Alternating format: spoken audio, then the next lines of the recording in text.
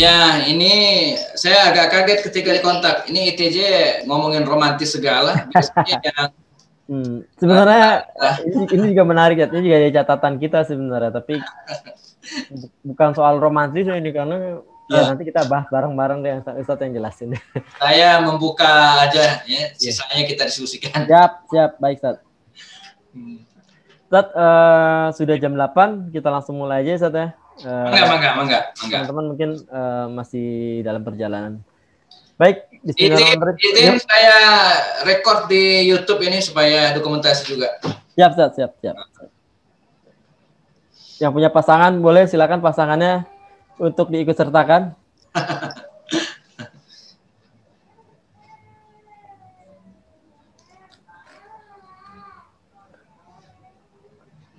Baik, kita mulai aja. Sudah 15 orang. Mudah-mudahan nanti tengah perjalanan masih terus ikut bergabung. Oke, bismillahirrahmanirrahim. Assalamualaikum warahmatullahi wabarakatuh. Alhamdulillahirabbil alamin wassalatu wassalamu ala asrofil anbiya'i wal mursalin wa ala alihi washabihi ajmain amma ba'du. Segala puji bagi Allah Tuhan semesta alam. Alhamdulillah kita masih diberi kesempatan pada malam hari ini untuk ikut serta dalam kajian romantis ala Nabi. Wah, ini judul yang luar biasa dan pertama kali ITJ ngeluarin judul yang seperti romantis. Tapi sebelumnya mudah-mudahan teman-teman semua dalam keadaan sehat walafiat dan selalu yang paling penting adalah selalu patuh pada protokol kesehatan dan jangan lupa maskernya di-upgrade untuk selalu didouble karena Masya Allah luar biasa sekali. Hari ini viral tentang rumah sakit RSUD Bekasi yang menumpuk sampai keluar-luar dan faktanya memang seperti itu di lapangannya. Ya, semoga Allah selalu melindungi kita semua. Salawat serta salam tak lupa selalu tercurah kepada junjungan Nabi besar Muhammad Sallallahu Alaihi Wasallam, serta keluarga, sahabat dan umat yang setia hingga akhir zaman. Baik, Troops Indonesia Fajil dan terhormati Allah. Mungkin teman-teman pasti kaget kenapa sih ITJ ngangkat topik romantis ala Nabi gitu. Karena ini fenomena yang luar biasa ya. Jadi ini berangkat dari kekhawatiran kami dari teman-teman Indonesia Fajil. Kok banyak sekali tiba-tiba di sosial media pasangan-pasangan selebritis, artis-artis, tokoh-tokoh yang public figure yang mohon maaf ya, yang mungkin sudah hijrah dan sudah seharusnya menjadi teladan seperti kita semua, asik sekali menampilkan kemesraan dan romantis seperti yang kita tahu sama-tahu bahwa di update di semua sosial medianya. Dan ini juga menjadi kita mau nanya sih nanti sama Ustadz Happy, apa benarkah Rasulullah seperti itu dan bagaimana sih sebenarnya Rasulullah pada saat romantis kepada istrinya. Tapi sebelum kita mulai, kita buka dulu dengan bersama-sama membaca basmalah dan semoga Allah memberkahi kita pada malam hari ini. Bismillahirrahmanirrahim. Dan yang pertama adalah sambutan. Ini adalah sedikit secercah kata dari Koordinator Pusat Indonesia Tafajil, Bang Randi Iqbal. Pada Bang Randi, silakan. Ya, baik. Assalamualaikum warahmatullahi wabarakatuh. Ya. Alhamdulillah wa wassalatu wassalamu ala Rasulillah wa ala alihi washabihi wa man tabi'ahum wa lahu asyhadu an la ilaha illallah wa asyhadu anna Muhammadar Rasulullah. Allahumma shalli ala sayyidina Muhammad wa ala sayyidina Muhammad amma ba'd. Ya, terima kasih kepada Ustadz Happy Andi Bustomi yang terima kasih sudah bersedia untuk mengisi dalam kajian yang romantis sekali ya malam hari ini. Kebetulan yang saya tahu adalah Ustadz Happy ini masuk pegiat literasi dan sudah banyak sekali menulis buku, jadi sangat capable sekali untuk mengisi kajian pada malam hari ini. Ya, terima kasih. Kita panjatkan syukur Allah Subhanahu Wa Taala dan sholawat kepada Nabi Muhammad. Teman-teman Troops yang dirahmati Allah, alhamdulillah ya, dengan berbatas waktu dan jarak kita tetap bertemu di malam hari ini, kita ngaji tetap ya. Dan ini akan menjadi kajian sangat penting begitu. Tadi telah disampaikan kepada Bang Gats telah menyampaikan prolog yang irit sekali dan itu menarik, akan buat kita penasaran gitu ya. Karena betul memang selain tantangan pemikiran, saya kira apa ya namanya, toksik gitu ya, atau kemesraan yang kita lihat sosmed itu ternyata menjadi tantangan pemikiran buat kita. Tuh, jadi ada banyaklah pasangan-pasangan yang mungkin ya sering memamerkan kemesraan, kemudian yang goblok jadi khawatir gitu dan ingin mau menikah juga dengan alasan ingin foto-foto juga. Nah, itu berbahaya gitu. Jadi tantangan pemikiran gitu ya, pemikiran dan banyak hal intinya yang tentang romantisme dan cintaan gitu ya. Karena ada PR juga besar nih yang dari ITJ nih teman-teman ya. Jadi ada beberapa bukan di ITJ sih lah. Semua sebagian gerakan dakwah lah. Ada yang ketika jomblo dia bersemangat sekali mirsa ya, semangat sekali berdakwah, tapi ketika dia menikah, dia bagai ditelan lautan, hilang dari siun dalam dakwahnya. Ini juga tantangan pikiran buat kita gitu ya, ini tantangan buat kita. Jadi harus semangat gitu. Bahkan saya ingat kalau ujian apa namanya aktivis dakwah itu diuji ketika justru sudah menikah, apakah dia masih produktif? Nah, hadir dalam kajian, gitu ya, akad literasi, menulis, dan itu penting. Nah, ini ujiannya justru setelah menikah. Nah, makanya kajian kali ini bukan ITJ bergeser membahas tentang romantisme, bukan. Tapi justru inilah tantangan pemikiran kita. Masalah love. Love yang seperti apakah yang pantas kita adakan di rumah tangga kita? Nah, inilah saksikan teman-teman. Fokus niatkan hati lillahi ta'ala karena ini kajian yang urgensi dan spektakuler. Nah, oke. Bang Gatse, sudah nggak sabar lagi untuk mengikuti kajian dari Ustaz Happy. Jadi silakan saya kembalikan kepada Bang Gatse. Bang Gatse, silakan. Baik, Bang Randi, terima kasih yang telah melaporkan dari tempat kejadian perkara. Sehat selalu Bang Randi. Bogor masuk zona merah ya, Bang Randi ya. Bogor saat ini zona merah ya. Mungkin karena corona dan karena kekecewaan kepada wali kota. Tapi kita langsung saja ke topik pada malam hari ini. Jadi salah satu isu kenapa lagi-lagi kita membahas kenapa sih ITJ ngangkat romantis dan lain, enggak. Anak ITJ romantis semua, tapi insya Allah kita akan meromantis. Apakah romantis itu sesuai dengan koridornya, dan kemudian apakah romantis itu jangan-jangan tadi kata Bang Randi, orang romantis pada saat awal-awal ketika sebelum nikah, kemudian pada saat nikah romantisnya sudah tidak radikal, hilang di telan bumi kan. Tapi apakah ya kita mesti tahu apakah Rasulullah seperti romantis seperti apa? Kita langsung saja kepada Ustadz Happy Andi, silakan kami persilakan kepada beliau. Silakan Ustadz. Oke, bismillahirrahmanirrahim. Assalamualaikum warahmatullahi wabarakatuh. Waalaikumsalam warahmatullahi wabarakatuh. Alhamdulillah wa kafa, syahadu an la ilaha illallah, syahadu anna Muhammadan abduhu wa rasuluhu al-mustafa wa ala alihi wa sahbihi wa malwa'adu. Teman sekalian, para peserta kajian Indonesia tanpa jil ya, dimanapun berada, Bang Gatse ada di Bekasi, kemudian Bang Randi tadi ada di mana? Di Bogor? Bogor, perbatasan Bogor. Perbatasan Bogor, kabupaten, kota? Tepatnya sih di Citayam, Ustaz. Masuknya kabupaten ya, Kabupaten Bogor. Iya, kabupaten. Saya di Kota Bogor ya. Nah, Kota Bogor juga sedang merah membara ya. Tertinggi pandemi dalam kasus selama pandemi ya, tembus 300 orang per hari ya. Beberapa rumah sakit sudah menggunakan selasarnya ya. Jadi gang-gang itu sudah dijadikan sebagai tempat penampungan yang terkena COVID. Ini luar biasa ya. Dan di beberapa kota yang lainnya, tadi sebutkan di Bekasi misalnya, apalagi Jakarta ya. Nah, kita berharap tadi sampaikan oleh Bang Gatse bahwa tetap jaga protokol kesehatan gitu ya. Kalau kuncinya suka saya sampaikan ya, menghadapi wabah ini kita jangan abai ya, tapi jangan lebay. Jangan abai ya, tapi jangan juga lebay. Jadi harus seimbang antara bagaimana kita harus menjaga protokol kesehatan, tapi pada saat sama juga jangan lebay, jangan berlebihan. Ya, karena kita punya Allah Subhanahu wa taala yang bisa menjaga kita. Ma asaba min musibatin illa bi'idznillah. Tidak ada musibah apapun kecuali atas izin Allah Subhanahu wa taala. Dan apa yang kita lakukan hari ini saya kira bagian dari itu. Ya, kita tidak abai dengan protokol kesehatan, tapi kita tetap move on. Ya, melaksanakan kajian-kajian dan ada hikmah tersendiri ya. Saya terus terang Bang Gatse dan teman-teman sekalian, di luar pandemi, sebelum pandemi praktis nggak kenal yang namanya Zoom ya. Bahkan di handphone saya pun nggak pernah saya download aplikasinya ya. Di laptop juga nggak ada. Dan alhamdulillah selama pandemi ini ya, jadi kepake dan walaupun tidak sebanyak di luar pandemi ya, tapi kajian-kajian dan ta'lim-ta'lim tetap jalan. Bahkan yang mengagetkan ya, akun YouTube yang selama ini saya gunakan hanya sebagai dokumentasi, saya cek kok subscribernya lebih dari 1.000 gitu ya. Jam tayangnya sudah lebih dari 4.000. Kata teman-teman itu sudah bisa dimonetis Ustaz. Oh ya, saya bilang. Saya proses dan Februari lalu diterima monetis oleh YouTube ya. Dan sekarang baru merangkak ke subscriber 2.000 dan itu organik gitu ya.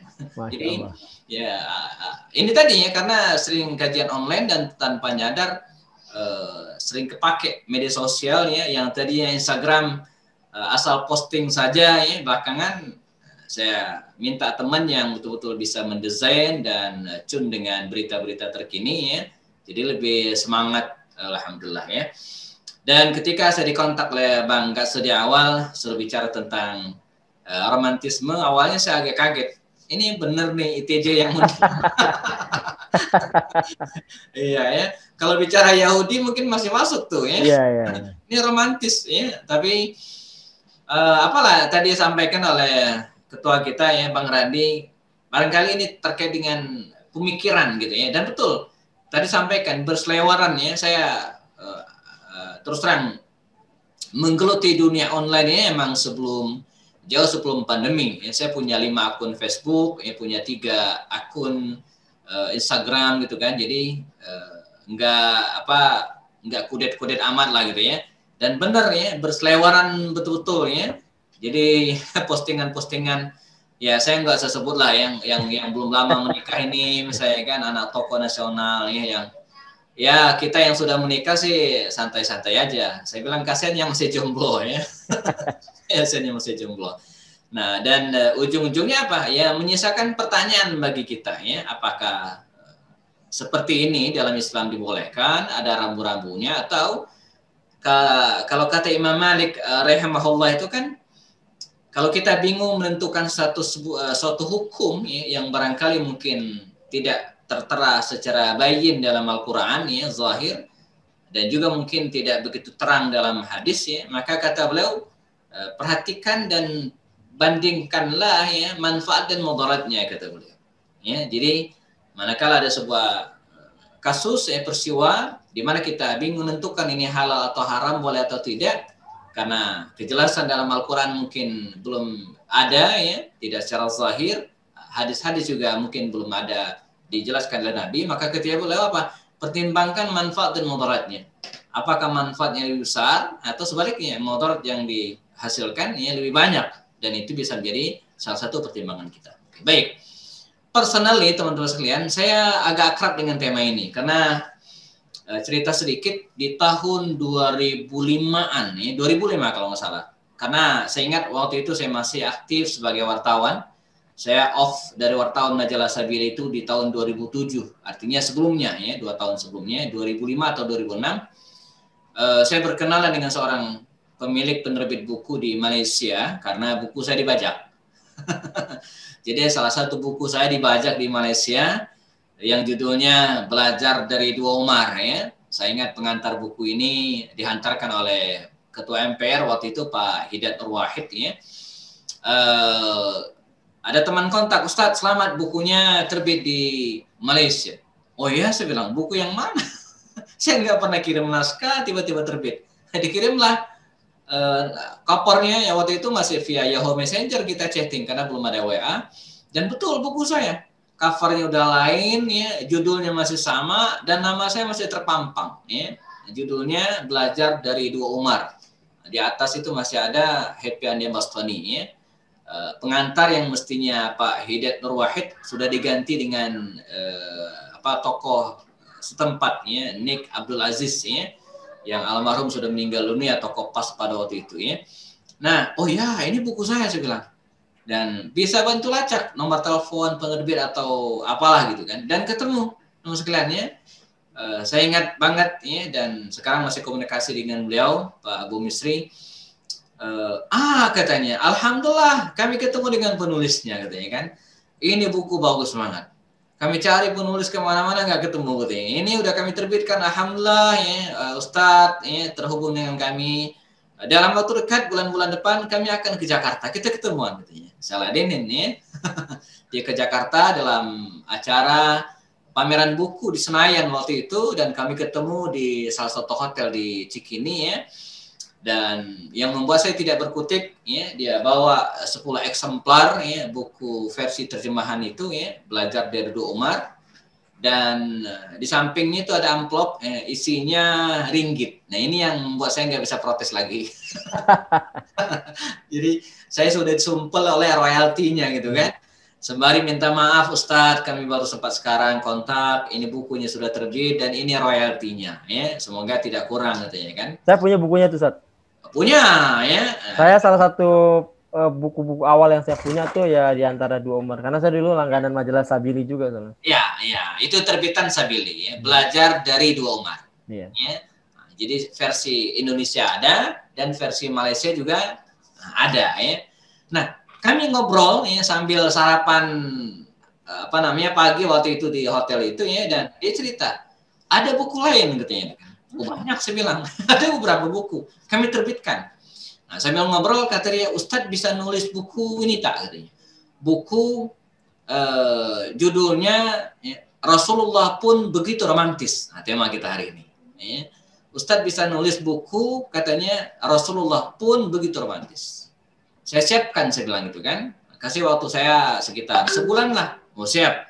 Nah, karena emang order pasti terbit luar negeri gitu kan, semangat banget saya nulisnya. Saya ketik, tulis, kumpulin bahan dan alhamdulillah, ya, sebulanan waktu itu, ya, terwujudlah naskah, ya, ada mungkin 300-an halaman waktu itu saya kirim ke Malaysia, ya, dan terbit dengan bahasa Ipin Upin, ya. Bahasa Malaysia, ya, mereka yang terjemahkan. Judulnya Rasulullah pun begitu romantis, ya, versi Malaysia. Tapi hak cipta dalam versi Indonesia masih di saya. Belakangan itu buku diterbitkan lagi oleh Hanif Press kalau tidak salah dan tidak begitu booming gitu, ya.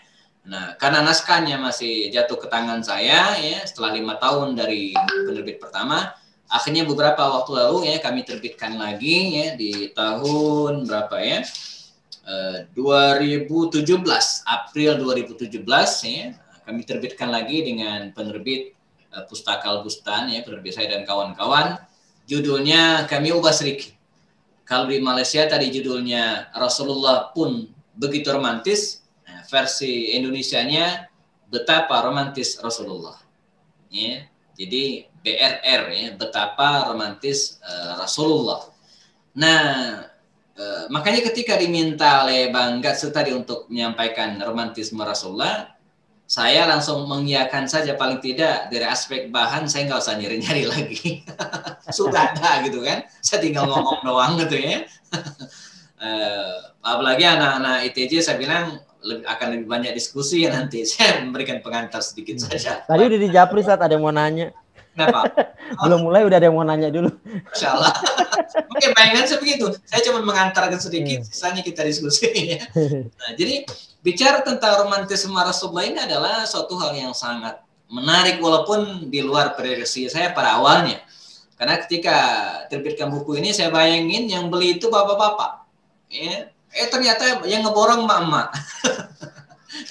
Banyak buku ini dibeli oleh ibu-ibu, ya. Mungkin berharap mereka para suami yang lebih romantis, gitu, ya.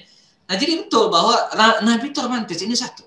Ya. Nabi itu teman sekalian seorang yang sangat romantis, sangat harmonis dalam keluarganya. Paling tidak di dalam buku ini saya tulis ada 26 hadis kalau tidak salah, ya. Saya pilih, ya. Saya cantumkan ada 26 hadis yang menjelaskan tentang romantisme Rasul Sallallahu Alaihi Wasallam dengan istri-istri beliau. Ya. Ini poin pertama. Jadi kalau kita bicara tentang romantisme ala Rasul, pertama adalah Nabi itu seorang yang sangat romantis dengan keluarganya, dengan istrinya. Ya. Nah, dan ini juga menggambarkan, ya, tentang kesempurnaan syumuliyat syakhsiyat Rasul, ya, kesempurnaan seorang Nabi yang bukan hanya sebagai panglima perang yang handal, ahli strategi perang yang luar biasa, juga bukan seorang pengusaha yang juga luar biasa, ya. Bahkan lamanya beliau menjadi pengusaha itu bisa jadi kalau dibuat durasinya lebih lama daripada jadi nabi, seorang pengusaha yang sukses, ya. Juga bukan seorang kepala negara yang bisa meletakkan fondasi peradaban negeri Madinah pada waktu itu, ya. Tapi juga beliau seorang kepala keluarga yang sangat romantis dan harmonis dalam rumah tangganya. Artinya ini memberikan keyakinan kita bahwa Rasulullah SAW itu pada usianya yang pendek 63 tahun ya, tapi memberikan cerminan dan keteladanan kepada kita ya dari berbagai perspektif. Maka benarlah firman Allah ya, laqad kana lakum fi Rasulillahi uswatun hasanah. Ya, sungguh bagi kalian fi Rasulillah dalam pribadi Nabi, sosok Rasulullah itu ya terdapat uswah, teladan ya. Nah, termasuk diantaranya bagaimana kita membangun rumah tangga dan keluarga yang harmonis ya. Nah, bicara tentang romantisme Rasulullah ini bukan hanya dari istri beliau yang namanya Aisyah, walaupun ini agak banyak ya, tapi juga dari istri-istri beliau yang lainnya. Dan itu sifatnya aplikatif banget, bukan sekedar teori gitu ya, bukan teori ya, bukan teoritis bukan, tapi aplikatif, betul-betul bisa dipraktekkan gitu ya. Nanti kita akan bahas kapan prakteknya. Ini justru inti dari tema kita ya. Jadi yang diriwayatkan oleh istri beliau, dan ini menjadi hikmah ya, mengapa Nabi itu memiliki beberapa orang istri, bahkan lebih dari 4 sebagaimana kita pahami. Di antara hikmahnya adalah litashri' gitu ya. Jadi untuk atau litta'lim, agar kita bisa mengetahui hal-hal pribadi yang sifatnya sangat personal dari diri Nabi. Nah, ini teman-teman bayangin, kalau Nabi itu menikah dengan Khadijah dan kemudian Khadijah meninggal dunia selesai dan Nabi tidak menikah lagi, misalnya, dari mana kita bisa mengetahui hal-hal yang sangat privasi ya, pribadi dalam diri Nabi? Bagaimana beliau tidur, bagaimana beliau kamar mandi, bagaimana? Itu dari mana kita tahu? Dari istri-istri beliau. Dari Aisyah, dari Sofia, dari Ummu Salamah gitu kan. Ini poin tersendiri gitu ya. Hikmah pernikahan Nabi dengan beberapa orang istrinya itu diantara adalah ya lit-ta'lim ya, untuk mengajarkan kepada kita hal-hal yang pribadi yang tidak mungkin diriwayatkan oleh Anas bin Malik. Yang tidak mungkin diriwayatkan oleh Abu Hurairah. Ya, yang tidak mungkin ya, diriwayatkan oleh ya sahabat-sahabat semisal Umar bin Khattab, bahkan Ali bin Abi Thalib sendiri. Tapi diriwayatkan oleh istri beliau kan yang paling tahu tentang diri kita siapa? Yang sudah menikah kan istri kita. Mohon maaf ya, kita punya tai lalat di tempat yang sangat tersembunyi. Emak kita belum tentu tahu, mungkin dia lupa, tapi istri kita tahu. Nah, Rasulullah itu teman sekalian, hikmahnya beliau menikah dengan beberapa orang istri itu diantaranya itu, termasuk meriwayatkan hal-hal yang sifatnya sangat romantis dalam kehidupan Nabi agar bisa kita teladani pada zaman hari ini pada kondisi dan tempat yang pas. Nah, itu saya tambahkan ya. Jadi tidak sembarangan gitu kan. Dan itu harus menjadi sebuah habit ya, kebiasaan. Bukan hanya di depan kamera ya. Maksudnya gini. Salah satu riwayat ini contoh saja ya. Saya ambil contoh yang diriwayatkan dari Sofia. Suatu saat Sofia itu membersamai Nabi dalam sebuah perjalanan, dan ini bagian dari keteladanan tersendiri. Jadi Rasulullah itu Islam, kalau beliau ingin bepergian senantiasa ya ngajak istrinya. Nah, ini pelajaran tersendiri gitu ya. Jadi Bang Gase kalau mau keluar kota agak lamaan ajak istri ya. Sunnahnya begitu ya. Oh gitu Zat. Apa ya? Bebannya nambah tuh.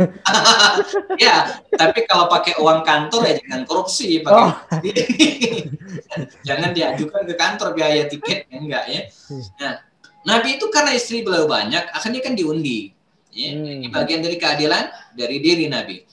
Waktu itu yang mendapatkan kehormatan membersamai Nabi adalah Safiyah binti Huyai, ya, seorang istri baginda Rasul yang belum nikahi.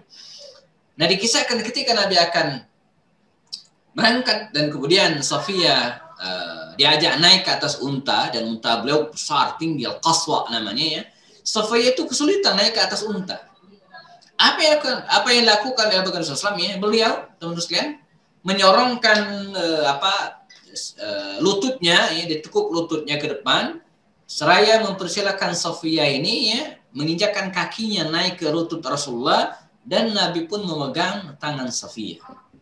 Ini saya kasih judul di buku saya, judulnya apa? Membantu istri naik ke atas kendaraan. Dan ini bukan drama, ya, bukan sandiwara, bukan action, ya, di kamera, enggak. Bahkan saya suka candainnya. Judulnya tadi apa? Membantu istri naik kendaraan. Kalau kita lihat misalnya zaman sekarang lah, bukan pakai unta gitu kan, pakai nilainya mobil misalnya kan. Mobil ya. Teknisnya gimana? Ya, buka pintu, ya. Istri masukkan begitu ya. Masuk, tutup pintunya, kejepit lagi. Pelan gitu kan. Wah, Mbak Nuriza membayangkan atau sudah mempraktekkan ini ya. Nah, jadi buka pintu ya, atau misalnya oke lah, kita jangan ngomongin mobil, mungkin banyak yang belum punya ya, motor misalnya. Motor ya. Gimana teknisnya gimana tuh Bang Ase kalau naik motor? Kalau naik motor Set, dia tinggal naik Set. Romantisnya gimana tuh kalau membantu istri naik kendaraan motor? Kalau mobil kan jelas bukain pintu. Kalau motor gimana tuh? Kalau motor saya naik, dia naik. Pasangin helmnya. Aduh, dulu waktu belum punya anak iya. Berarti romantis sih di masa muda doang ini masalah ini ya. Ini ambil helm gitu kan, kemudian pasangin ke istri ya, dikancingin. Intinya kalau kita perhatikan hal itu gitu kan. Tadi sampaikan ada suami bukain pintu, kemudian pintu tutup dengan pelan. Kalau itu terjadi di depan mata kita hari ini, ada dua kemungkinan. Pertama, mungkin pernikahannya baru 2 bulan. Oh, gitu.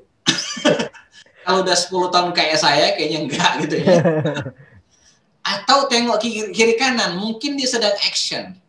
Di pojok sana ada 2 kamera, itu ada. Atau dia sedang bikin sinetron gitu kan. Demikian juga yang tadi, kalau ada suami misalnya masangin helmnya ke istrinya, pasangin pelan, mungkin dia belum setahun nikah. Ya. Mungkin baru akad nikah dan belum walimahan gitu kan. Artinya masih baru akad nikah. Nikahnya pas pandemi. Jadi masih baru banget gitu kan. Ya. Atau dia action tadi itu ada kamera gitu kan. Nah, jadi tapi Nabi tidak. Itu adalah bagian dari keseharian. Jadi romantis itu teman sekalian adalah pertama bagian dari keseharian yang tidak dibuat hanya di depan kamera, yang tidak dibuat kalau ada orang lihat gitu ya, di depan orang banyak, yang tidak dibuat ketika syuting sinetron ya, di sinetron banyak sekali yang romantis ya. Tapi fakta kehidupan rumah tangga mereka wallahu alam. Nah, Nabi seorang romantis ya, pegiat romantisme ya, tetapi itu menjadi keseharian beliau. Ya, dan bukan hanya dengan istri beliau yang namanya Safiyah. Kita temukan riwayat dengan Ummu Salamah, kita temukan riwayat dengan Saudah binti Zam'ah, kita temukan riwayat dengan Aisyah, apalagi dalam riwayat Aisyah itu dikatakan, kata Aisyah, kuntu ashrabu, saya minum, kata Aisyah. Fatanawalahu Nabi, lalu Nabi mengambil gelas atau tempat wadah minum tersebut ya, wa wada'a fahu fi mawdi'i fi, lalu baginda Rasul meletakkan fahu bibirnya fi mawdi'i fi, di tempat di mana saya meletakkan bibir saya. Nah, ini judulnya minum segelas berdua. Bukan segelas berdua saja, tapi bagaimana Nabi meletakkan bibirnya di tempat Aisyah meletakkan bibirnya sebelumnya gitu kan. Dan lagi-lagi ya, ini bukan depan kamera, bukan action, tapi menjadi keseharian Rasulullah SAW. Makanya Bang Gatse atau yang lainnya kalau ke restoran atau apa ya, pesan makanan ya, pesan juga jusnya 1 aja. Padahal 2 ya, karena lagi ngirit. Bukan romantis. Irit. Nah ya, jadi maka berdasarkan pemaparan singkat ini teman sekalian, bahwa membangun romantisme dalam keluarga itu ini bagian dari sunnah fi'liyah ar-Rasul. Ya. Jadi sunnah yang dilakukan oleh Rasulullah, dan ini bagian atau cara kita untuk membangun harmonisasi dalam sebuah keluarga. Nah, jadi kalau kita ingin membangun sebuah keluarga yang bahagia, startnya mulai itu dari pasangan suami istri. Ya. Nah, pasangan suami istri ini ya, harus harmonis. Gitu kan, jangan ada clash, jangan ada friksi gitu kan, jangan ada mampet masalah komunikasi, tapi betul harus cair. Ya, harus cair. Nah, di antara cara kita mencairkan komunikasi, mencairkan harmonisasi pasangan suami istri dengan cara yang melahirkan jenak-jenak romantisme dalam keluarga. Nah, jadi romantisme dalam keluarga itu yang merupakan cara kita ya untuk membangun harmonisasi pasangan suami istri agar tidak ada kertakan, tidak ada miskomunikasi, dan itulah kok Rasulullah. Ya, sehingga bahkan sesuatu yang tadinya akan konflik tapi dengan romantisme itu selesai. Ya, ketika dikisahkan Aisyah itu marah dan ini ada lagunya gitu kan, maka Rasulullah SAW itu memegang gitu kan hidungnya Aisyah. Ada lagunya kalau nggak salah ya. Jadi nggak jadi marah tuh ya. Mungkin yang lain nanti bisa, yang sudah menikah siapa di sini bisa dipraktekkan. Kalau istrinya marah, pegang hidungnya dan bila perlu tampar wajahnya dengan 100.000. Insya Allah nggak jadi marah. Nah, atau misalnya ada cerita menarik lagi.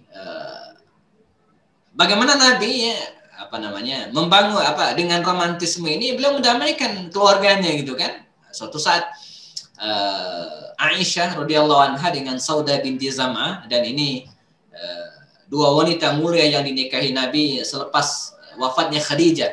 Nah, jadi ketika Khadijah meninggal dunia, ya, sebulan kemudian, kalaulah Khadijah itu meninggal di bulan Ramadan, maka dikisahkan di bulan Syawalnya Nabi menikah dengan Saudah binti Zam'ah. Seorang ibu yang sudah tua, 50 sekian tahun usianya, anaknya banyak, jadi jauh sekali dari motif biologis gitu ya. Bukan hanya itu, beliau menikahi Saudah ini ya untuk mendampingi keluarganya ya, Fatimah yang waktu itu masih kecil, dan menghibur beliau. Dan Saudah juga dikisahkan seorang wanita yang humoris begitu kira-kira ya, badannya gemuk gitu kan, dan senyumnya itu mengundang keceriaan semua orang ya. Dan saya perhatikan di mana-mana orang yang agak gemuk itu emang lucu emang ya. Jadi iya, yang gemuk itu enggak masih bayi, enggak remaja, enggak mama ya, lucu ya. Nah, Saudah ini gemuk ya, jadi lucu, humoris. Wanita inilah yang menyelesaikan amul huzn bagi Rasulullah ya. Nabi kehilangan dua orang yang sangat beliau cintai, Abu Talib dan istrinya Khadijah. Beliau menikah dengan Saudah binti Zam'ah. Setahun kemudian ya, Syawal berikutnya, jadi Nabi menikah berturut-turut Syawal ya, di tahun ke-10 dan ke-11 dari kenabian. Nabi menikah dengan Aisyah radhiyallahu anha ya. Dan ini berbeda banget ya, kalau Saudah tadi relatif ibu yang relatif 50 tahun lebih usianya, sementara Aisyah ya masih muda, walaupun ulama berbeda pendapat tentang usianya, apakah sebelum balik atau setelah balik. Yang pasti ya, di bawah usia 20 tahun ya. Ada yang mengatakan 15, ini paling banyak, dan ada yang mengatakan, riwayat ulama-ulama dulu mengatakan bahkan kurang dari 7 tahun ya, 6 atau 7 tahun. Kita nggak bahas usianya, tapi masih kecil lah ya, masih muda. Nah, suatu saat Saudah binti Zam'ah dan Aisyah ini teman-teman sekalian bersama baginda Rasulullah, dan Aisyah ya menyiapkan semacam makanan, menghidangkan makanan ya, semacam syurbah lah begitu ya, minum makanan yang ada kuahnya. Ya kalau kita mungkin bubur kacang hijau kalau begitu ya. Syurbah itu kan buburnya orang Arab ya. Jadi makanan yang ada kuahnya. Satu mangkok untuk Rasulullah, satu mangkok untuk Saudah binti Zam'ah, dan satu mangkok untuk Aisyah. Maka Nabi mengambil mangkok tersebut dan menikmatinya. Aisyah juga mengambil jatahnya dan menikmatinya, tapi tidak dengan Saudah. Saudah binti Zam'ah ini tidak mengambilnya jatahnya dan diam. Kata Aisyah yang menghidangkan, silakan. 2 kali dipersilakan dan Saudah juga tidak tertarik. Dan pada kali yang ketiga ya juga diabaikan, dia tetap tidak mengambil mangkok yang disiapkan oleh Aisyah ini ya. Maka setengah marah, ia bercanda juga mungkin ya, walaupun agak keterlaluan ya. Dikisahkan dalam riwayat itu ya teman-teman sekalian, Aisyah itu mengambil mangkok tadi itu dan memercikkan, melamurkan ya, kuahnya itu ke wajahnya Saudah. Ya, jadi ya begitulah ya gitu kayak dilamurin gitu ya, kuahnya dicipratin ke wajahnya Saudah gitu ya. Dan tentu saja ini memicu marah gitu, tapi Nabi, nah di sini kita belajar kepada Rasulullah tentang bagaimana menjadikan hal yang kecil ini ya, lalu kemudian kalau dibiarkan bisa bermasalah besar ya, tapi Nabi dengan sangat cantik dan kemudian sangat luar biasa menyelesaikannya. Apa kata Rasul kepada, dan ini bagian dari tarbiyat pendidikan bagi kita, Nabi bersabda kepada Saudah yang dipercikin kuah tadi, ya, kata Rasul apa? Ya Saudah balas. Maka hari itu di hadapan Rasulullah ya, terjadilah apa ya? Ya saya tidak ingin menyebutnya berantem gitu ya, nggak sopan lah. Ya inilah konflik kecil gitu ya, saling lemparin ya, kuah dan cipratin kuah masing-masing. Ya. Aduh. Saya mau praktekin baru satu, Ustaz. Itu susahnya ya. Dan hatta itu terus terjadi hatta sampai di kejauhan datang Umar. Ya, datang Umar ya, kemudian kata Rasul, ada Umar. Ada Umar. Mendengar kata Umar, ya, maka keduanya masuk ke dalam rumah, ya, cuci muka dan urusan beres, selesai. Jadi walaupun dari sisi lain ada hikmah tersendiri bagaimana Umar itu sosok yang sangat dihormati dalam keluarga Rasul, ya, bahkan dalam kasus ini juga kelihatan sekali bagaimana Nabi itu mengatakan ada Umar. Kalimat ada Umar ini menghentikan perkelahian itu. Nah, jadi kita temukan kisah-kisah manusiawi seperti ini, teman-teman sekalian ya. Nabi memegang hidungnya Aisyah ya. Kemudian Nabi sholat bersama dengan Saudah sampai mereka pernah hampir terjungkang bersama gitu kan, karena Saudanya bermakmuman dan terlalu depan sehingga ketika Nabi bangkit dari rukuknya menyentuh kepalanya Saudah sambil terjengkang, dan setelah itu mereka ketawa habis sholat tentu saja ya, bukan pas sholat ya. Kemudian mereka juga kita temukan juga riwayat yang sangat luar biasa bagaimana kata Aisyah kunna naghtasilu ya fi ina'in wahidin ma'a Rasulillah ya, saya kata beliau ya mandi berdua dengan Rasulullah ya fi ina'in wahidin, dengan satu ina, satu wadah ya, naghtarifu minhu jami'an ya, atau naghtarifu minhu ma'an ya, kami mengambil air dalam wadah itu dengan menggunakan satu mighrafa, dengan satu gayung bersamaan bergantian gitu kan. Ini kan judulnya apa? Yang mandi sekamar berdua gitu kan. Saya nggak tahu Bang Gatse sudah melakukan ini enggak ya, mandi sekamar berdua dengan belum, Ustaz. Ini juga pernah disinggung sama Ustadz Bendri, belum pernah. Saya alhamdulillah pernah ya. Dulu waktu di Jakarta, ya, kantor saya di Gatot Subroto dulu ya. Maaf di hotel Bundaran HI ya, di arah situ di Imam Bonjol kantor saya. Kemudian saya harus ngisi pengajian di daerah Gatot Subroto di Telkom ya kantornya, karena waktu mepet ya, kalau pakai mobil pasti telat ya, saya minta antarin ke office boy saya naik motor ya, dan ceritain dari sini. Nah, saya boncengan, office boy saya bawa motor ya, saya bilang buruan ya, saya harus zuhur di Telkom, saya harus ngisi di sana. Dia ngebut sampai di Gatot Subroto ya Jakarta, dia ngelewatin separator ya, separator pembatas jalan antara yang busway dan bukan. Kalau dulu kan masih separator ya, kalau sekarang mungkin sudah di ini pembatas yang tinggi, dulu kan enggak. Dia hajar gitu kan, dia bingung mau masuk jalur busway, namanya busway, atau jalan biasa. Di tengah kebingungan tuh motor kami nabrak separator, jungkir balik 2 kali, saya saltonya di aspal bukan di udara ya. Dan saya masih sempat mengisi, tapi keesokan harinya 2 tangan saya ya kaku, nggak bisa bergerak gitu kan, keseliup parah ya. Dan 3 hari kemudian saya nggak bisa ngantor, dan selama 2 atau 3 hari itu kemudian saya harus berada di kamar mandi ya dengan istrinya karena dimandiin. Jadi tepatnya bukan mandi berdua ya, tapi dimandiin karena tangannya nggak bisa bergerak. Mungkin kalau nggak kecelakaan nggak akan pernah mandi sekamar berdua ya. Nah, sebagai tambahan terakhir teman sekalian sebelum kita diskusi ya, saya ingin mendapatkan input juga dari teman-teman.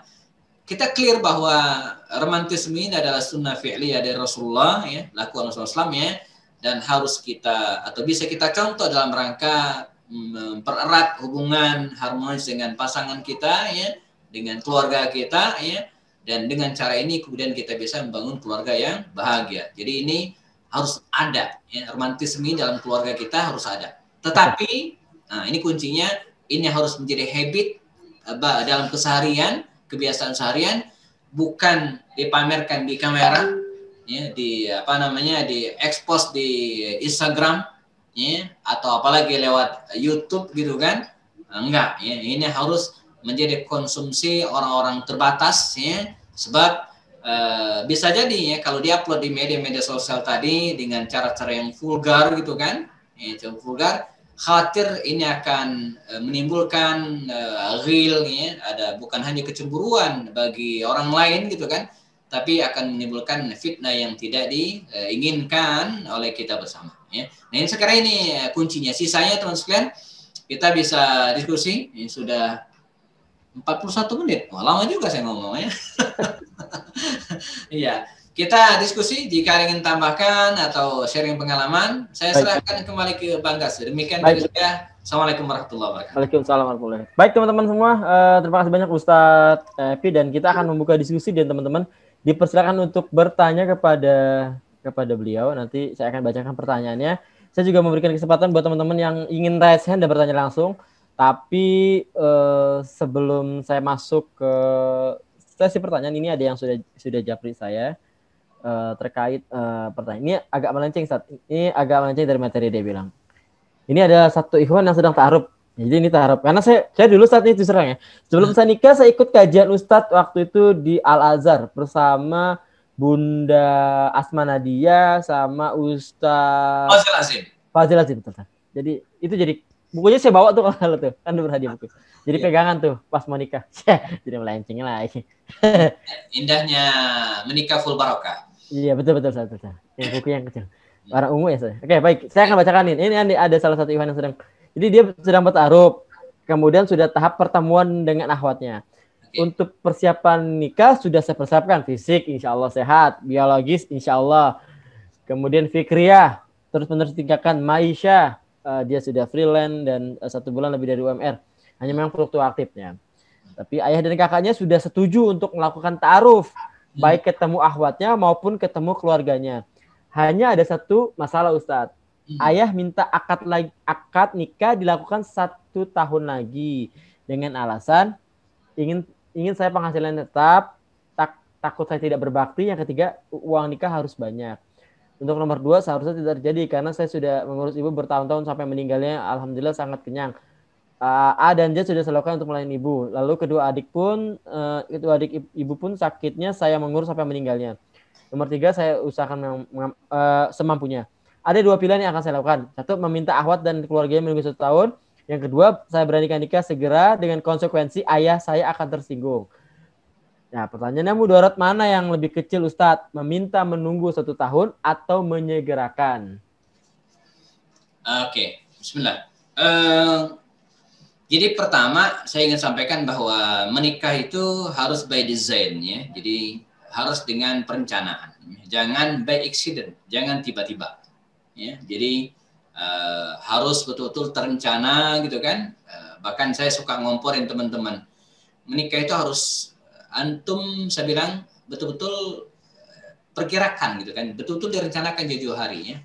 Merencanakan apa? Persiapannya, jangan calon itu terakhir. Wah ini mungkin beda banget gitu ya. Oh gitu. Kita kan banyak dari mana? Calon dulu baru persiapan. Nah, ini salah. Calon tuh terakhir. Calon tuh nggak usah dicari. Datang sendiri. Mahfuz. Kalau antum siap nih, rumah sudah ada, pekerjaan jelas, akhwat ngantri, nggak usah dicari. Jadi kalau antum udah siap nikah nih, ya persiapan apa? Maisha jelas. Betul, Maisha Ustaz. Iya, kemudian kesiapan dari sisi keilmuan sudah siap, nggak usah nyari, datang akhwat ngantri. Yakin. Cuman masalahnya kita suka sebaliknya, nyari pasangan dulu gitu kan, nyari akhwat dulu baru siap-siap. Nah ini keliru. Ini yang suka seradak seruduk kalau bahasa Bogornya gitu kan. Apa seradak seruduk gitu kan. Nah, termasuk juga mengkondisikan kedua orang tua. Ya, ini harus kita kondisikan karena apapun ridho Allah ya, ridho Allah itu fi ridho al-walidain, itu harus kita dapatkan ridhonya itu. Harus ada gitu ya. Dan saya kira di dunia ini ya, tidak ada orang tua yang tidak ingin anaknya bahagia.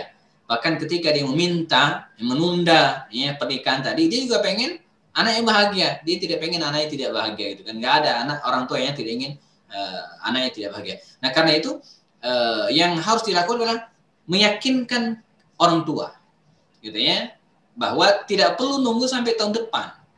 Nah, bagaimana meyakinkannya? Ya menyiapkan, mempersiapkan diri tadi.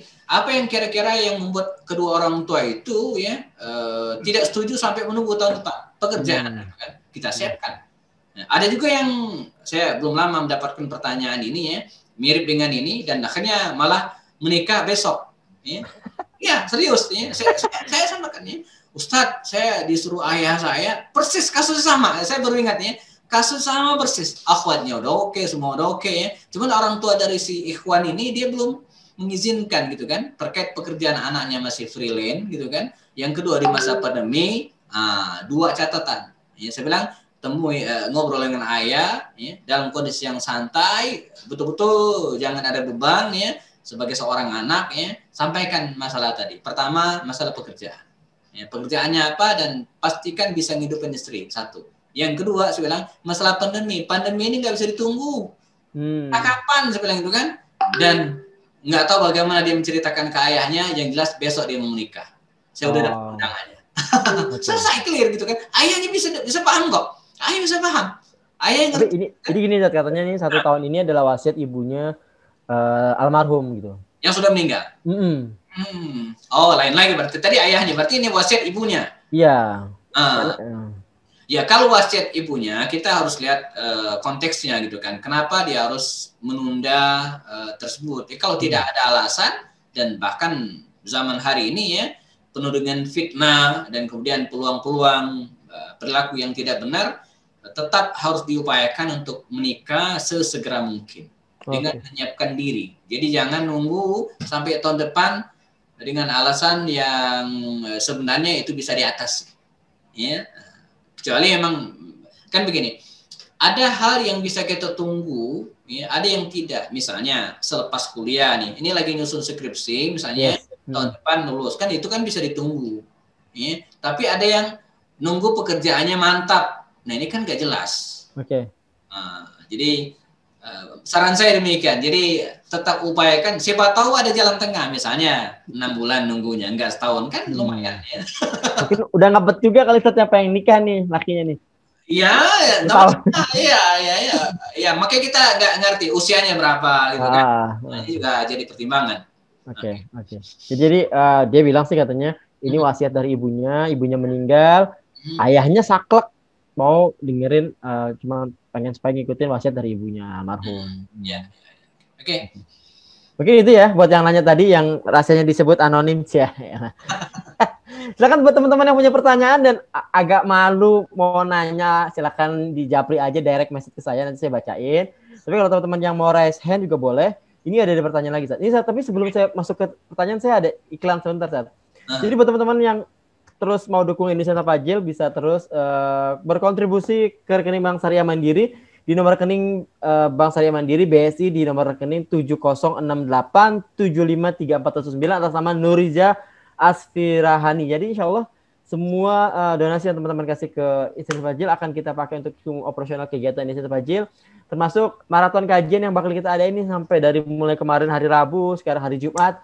Dan insya Allah nanti di awal Juli ada lagi, dan insya Allah kita juga akan ada workshop. Jadi teman-teman stay tune terus di akun-akun sosial medianya ITJ, di akun Instagram ITJ @tampajil atau di akun Twitter @tampajil, atau nanti upload ini juga akan kita upload di channel YouTube-nya di Tampajil ya, Seth ya? Insya Allah ya. Ya, silakan. Jadi yang belum subscribe, yang belum like ataupun dinyalakan loncengnya sih ya. Kayak YouTuber gitu. Baik, pertanyaan selanjutnya ini dari Dani. Nah, karena dia nanya langsung saya bacain. Ustaz Afwan ingin tanya nih, apakah tolak ukur romantisme berkeluarga itu diukur indikator dari jarangnya suami marah kepada istri, atau apakah justru marah itu merupakan bumbu romantis, Ustaz? Nah, gimana Ustaz? Iya, jadi bahkan dulu nggak tahu ya dari mana itu rumusnya juga mengatakan justru kalau habis marahan terus balik lagi itu kayak pengantin baru. Sebentar. Oke, saya mute dulu, tolong. Oke, Sat, lanjut ya. Jadi, ya saya termasuk orang yang tidak sepakat gitu ya untuk ini. Jadi romantisme itu tidak dibangun dengan harus marahan dulu, enggak. Oke. Tapi kalaupun kita harus marah, itu boleh. Jadi marah itu kan suatu hal yang manusiawi, tapi marah yang terkendali. Ya, marah pada tempatnya. Enggak mungkin kita misalnya istri atau siapapun melakukan kesalahan kemudian kita diamkan. Ya, harus marah. Tapi itu bukan syarat romantis. Jadi kalau mau romantis marahan dulu ya enggak. Kalau saya marah-marah mulu sama istri saya. Iya ya. Walaupun ada yang bilang tadi itu ya. Jadi kalau habis marahan ya baikan lagi itu kayak pengantin baru katanya. Ya nggak itu nggak bisa jadi alasan. Jadi bahkan kan jelaslah Nabi mengatakan la taghdab walakal jannah gitu. Kalau bisa jangan marah. Kalaupun marah betul-betul terpaksa dan marahnya syar'i gitu ya. Marahnya syar'i. Kalau dia jarang marah, gimana? Antara dia jarang marah sama istrinya, antara dia sayang atau dia takut istri gimana? Iya, bisa dua-duanya gitu ya.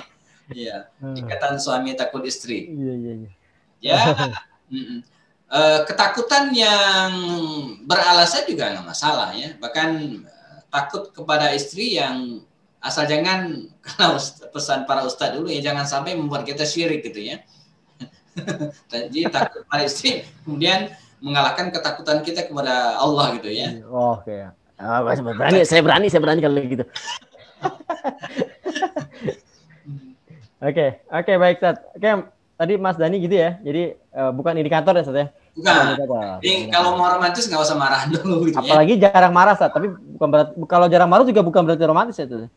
Iya, bukan. Ya, bisa aja dia romantis tapi nggak marah kan. Marah itu kan begini. Jadi marah itu jangan dipaksain gitu kan. Ya, kalau istri kita bener ngapain dimarahin gitu kan. Terus kalau kita nggak marah terus nggak romantis ya, enggak gitu. Iya. Jadi pertama romantis itu nggak ada hubungan dengan marah gitu kan. Kemudian yang kedua, kalau nggak butuh marah ya jangan marah. Ya. Ngapain kita marahin orang nggak bersalah gitu ya. Akhirnya kita nyari gara-gara gitu kan. Nah, nggak benar juga. Ya, tidak perlu. Ya. Oke. Terus gini, Ustaz. Kan kita lagi ngomong romantis nih. Sebenarnya kan tadi, kalau romantis itu kan biasa lah. Kalau sama istri ya, Ustaz, baru nikah, kemudian dia foto kemesraan lah, gandengan tangan lah, kasih caption lah, kita akan selama bersamanya, gitu kan. Terus kemudian nanti dia posting foto pernikahan dan segala macam. Itu masih lumrah atau memang ada batasannya, Ustaz? Kalau untuk kita posting kemesraan di sosial media? Ya, saya sebelumnya di Ramadan kemarin saya sempat bikin podcast 30 podcast dengan teman-temannya. Salah satu di antaranya adalah tema ya tentang mirip-mirip beginilah. Saya sampaikan bahwa saya termasuk orang yang tidak gitu kan. Jadi enggak gue banget gitu ya. Secara personal gitu kan. Gue banget ya. Iya, ini bukan berarti saya tidak romantis dengan keluarga, dengan istri. Betul. Ya. Tapi bagi saya ya, romantis itu di dunia nyata, bukan di dunia maya. Oke. Jadi dunia nyata, keseharian di rumah ya, dan bukan di dunia maya. Ini kan Instagram, kemudian Facebook itu kan dunia maya gitu kan. Dunia maya itu, walaupun bikinnya di dunia nyata, tapi itu di dunia maya saya sebut. Jadi saya ambil konklusi bahwa romantisme itu ya harus dibangun nyata di dunia beneran, dunia nyata. Bukan, tapi boleh nggak, Sat? Boleh nggak? Ya, kalau menurut saya, lihat ini, manfaat dan mudaratnya. Kalau akan menimbulkan mudarat, mendingan jangan. Saya termasuk orang yang tidak setuju. Jadi kalau ada yang nanya, ini Ustadz, kalau dia nanya ke saya jangan, mendingan jangan. Ya, tidak perlu gitu kan. Ya, kecuali dalam rangka ilustrasi misalnya kan. Misalnya ada tulisan dia harus membuat, misalnya di Instagram saya menulis tentang ilustrasi tentang pentingnya romantisme keluarga. Kemudian ada ilustrasi.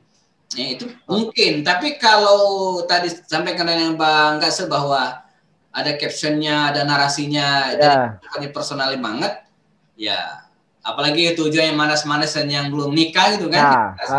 Saya termasuk orang yang tidak setuju. Mendingan jangan. Ya. Kan biasanya ada tuh yang motivator karena dia sudah menikah, kemudian dia jadi provokator nikah muda dan lain-lain gitu, Zat. Iya. Iya bisa, tapi bukan dengan cara seperti itu. Bisa dengan menyampaikan misalnya hal-hal yang hikmah pernikahan itu sendiri gitu kan. Misalnya alhamdulillah setelah menikah saya jadi lebih tentram, lebih adem kan, yang lain jadi oh iya ternyata gitu kan. Jadi tidak mesti mengumbar ya romantisme di dunia sosial media. Di sosial media. Enggak penting ya. Andai pun kita harus foto gitu kan, misalnya dalam momen-momen tertentu misalnya, kebanggaan, misalnya ada momentum pernikahan, saya kan, bisa, tapi bukan dengan cara vulgar, ya. Ada tuh yang video reel, ya. Sekarang kan Instagram ada reels, ya. Gitu. Ada reels, Ustadz update juga nih. Saya baru nyoba kapan ya? Tadi apa kemarin satu video reel 30 menit, ya, 30 detik, ya. Itu 30 detik selesai gitu kan. Jadi orang pegangan tangan, wah, jadi mendingan nggak usah ya. Jadi dengan cara yang lain saja untuk memberikan motivasi kepada orang ya. Oke, jadi buat teman-teman gini, jadi kalau memang nanti mau motivasi orang nikah jangan mesra-mesraan ya. Iya, ditahan lah ya. Jadi sabar gitu, sabar. Jadi romantisme di rumah saja, di keluarga, betul-betul di dunia nyata gitu kan. Terus nggak ada yang tahu Ustaz kalau gitu Ustaz. Ya untuk apa orang mau tahu? Oh. Kalaupun ada orang tahu Bang Gat, itu tahu apa namanya? Bukan sesuatu yang dibuat-buat. Maksudnya gini. Natural. Jadi saya ada teman, saya nggak sebutkan namanya ya, jaga kode etik jurnalistik ya. Wartawan ya Ustaz.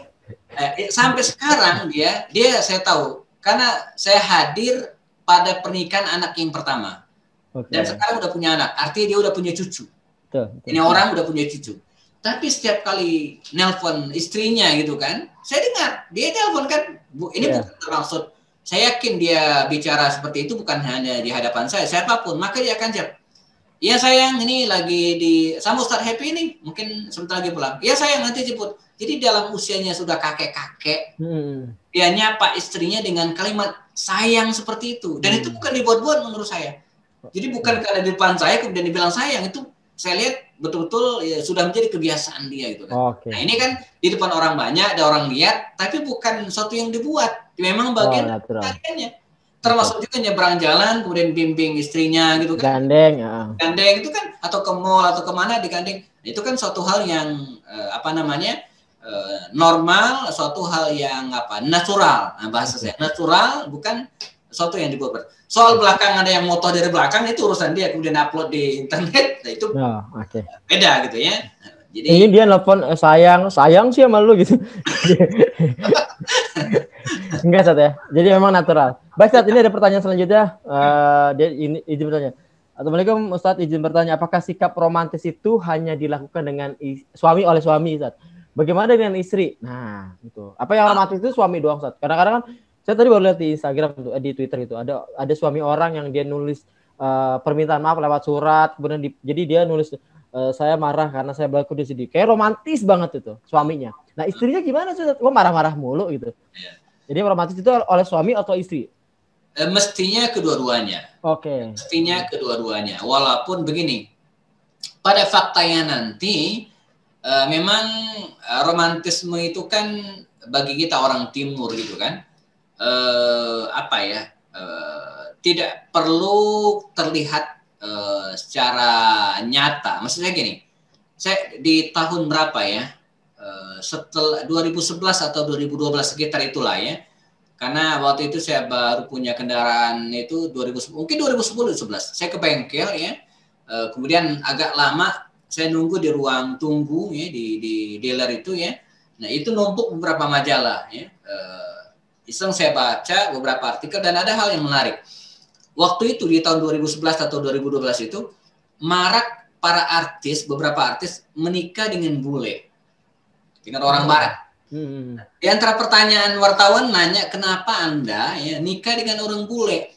Ya, kan banyak orang lokal itu kan. Kata mereka apa? Jawabannya luar biasa apa? Karena orang bule itu lebih romantis daripada orang Indonesia. Jadi orang bule itu kata dia setiap hari dia bisa bilang I love you. Kalau kita kan saya nggak tahu ya. Apa kita mengatakan I love. Bapak saya seumur hidup saya nggak pernah dengar bapak saya bilang I love you kepada emak saya. Memang bapak saya nggak bisa bahasa Inggris sebenarnya. Tapi kalimat saya sayang kamu itu nggak ada. Tapi saya yakin bapak saya romantis. Bapak saya sayang kepada istrinya gitu kan. Nah jadi kalau ditanya suami saja atau istri saya, enggak, dua-duanya. Dua-duanya. Ya. Jadi harus, dan itu bisa dipelajari. Ya. Kita romantis bisa dipelajari, Ustaz? Bisa dipelajari, bisa dibiasakan gitu kan. Bisa nyontek gitu ya. Nyontek aja di internet gitu kan, kata-kata yang indah gitu ya. Paling istri aja kaget. Misalnya WA, ini salah kirim gitu kan. Biasa-biasanya ya. Jadi bisa dipelajari, bisa dibiasakan, dan bisa ya suatu hal saya menurut saya kita sebagai orang timur ya, Indonesia atau secara khusus ya Sumatera bagian selatan gitu kan, Medan, Lampung, bla bla itu kan nggak tahu romantisnya ya, yang pernah nonton film Naga Bonar gitu kan gimana tuh romantis. Ya, itu kan berat ya, tapi bisa dipelajari dan itu harus nyambung antara suami dan istri. Walaupun dalam faktanya ya, saya ingat tulisannya Mbak Helvi Tiana Rosa kalau boleh sebut, karena saya sebut nama karena beliau mengekspos tulisannya di media. Gitu. Tapi ini bukan rahasia umum, bukan rahasia, tapi sudah menjadi milik umum. Nah, beliau kan sastrawan banget ya, ketua penggagas forum Lingkar Pena yang penulis ketika Mas Gaga pergi dan cerpennya di mana-mana ya. Sastrawan, kemudian dengan kata-kata yang indah, romantis.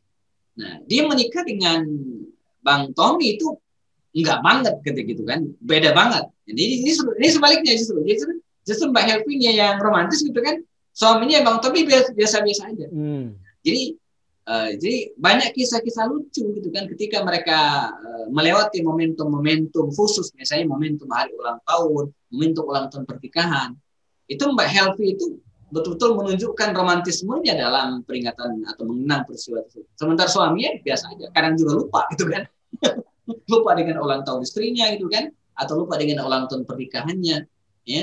Jadi dua-duanya mestinya ya, walaupun nanti dalam faktanya ya tidak seindah yang diharapkan, dan itu bisa dipelajari. Romantisme itu bisa dipelajari.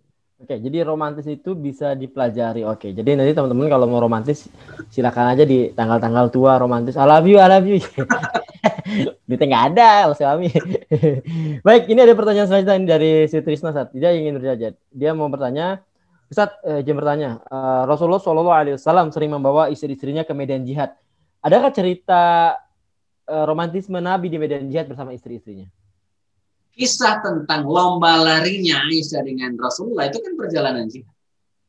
Ya, jadi ketika mereka dalam suatu perjalanan, entah perang atau dalam perdamaian, kan Nabi sering sekali bepergian gitu ya, hampir setiap tahun itu ada.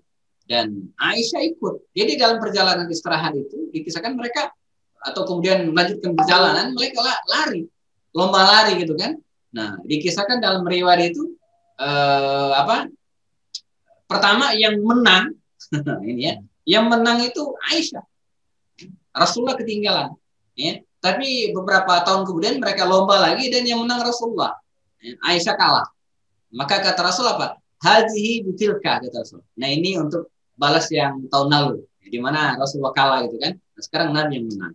Ya. Kata Aisyah iya, karena waktu itu badanku kata Aisyah sudah mulai banyak lemaknya, jadi sudah agak gemukan sehingga dia lomba lari dengan Rasulullah dia kalah. Sementara Nabi kan sampai akhir hayat badannya tetap fix gitu ya, tetap fit bagus ya. Nah, itu kapan? Di tengah-tengah perjalanan.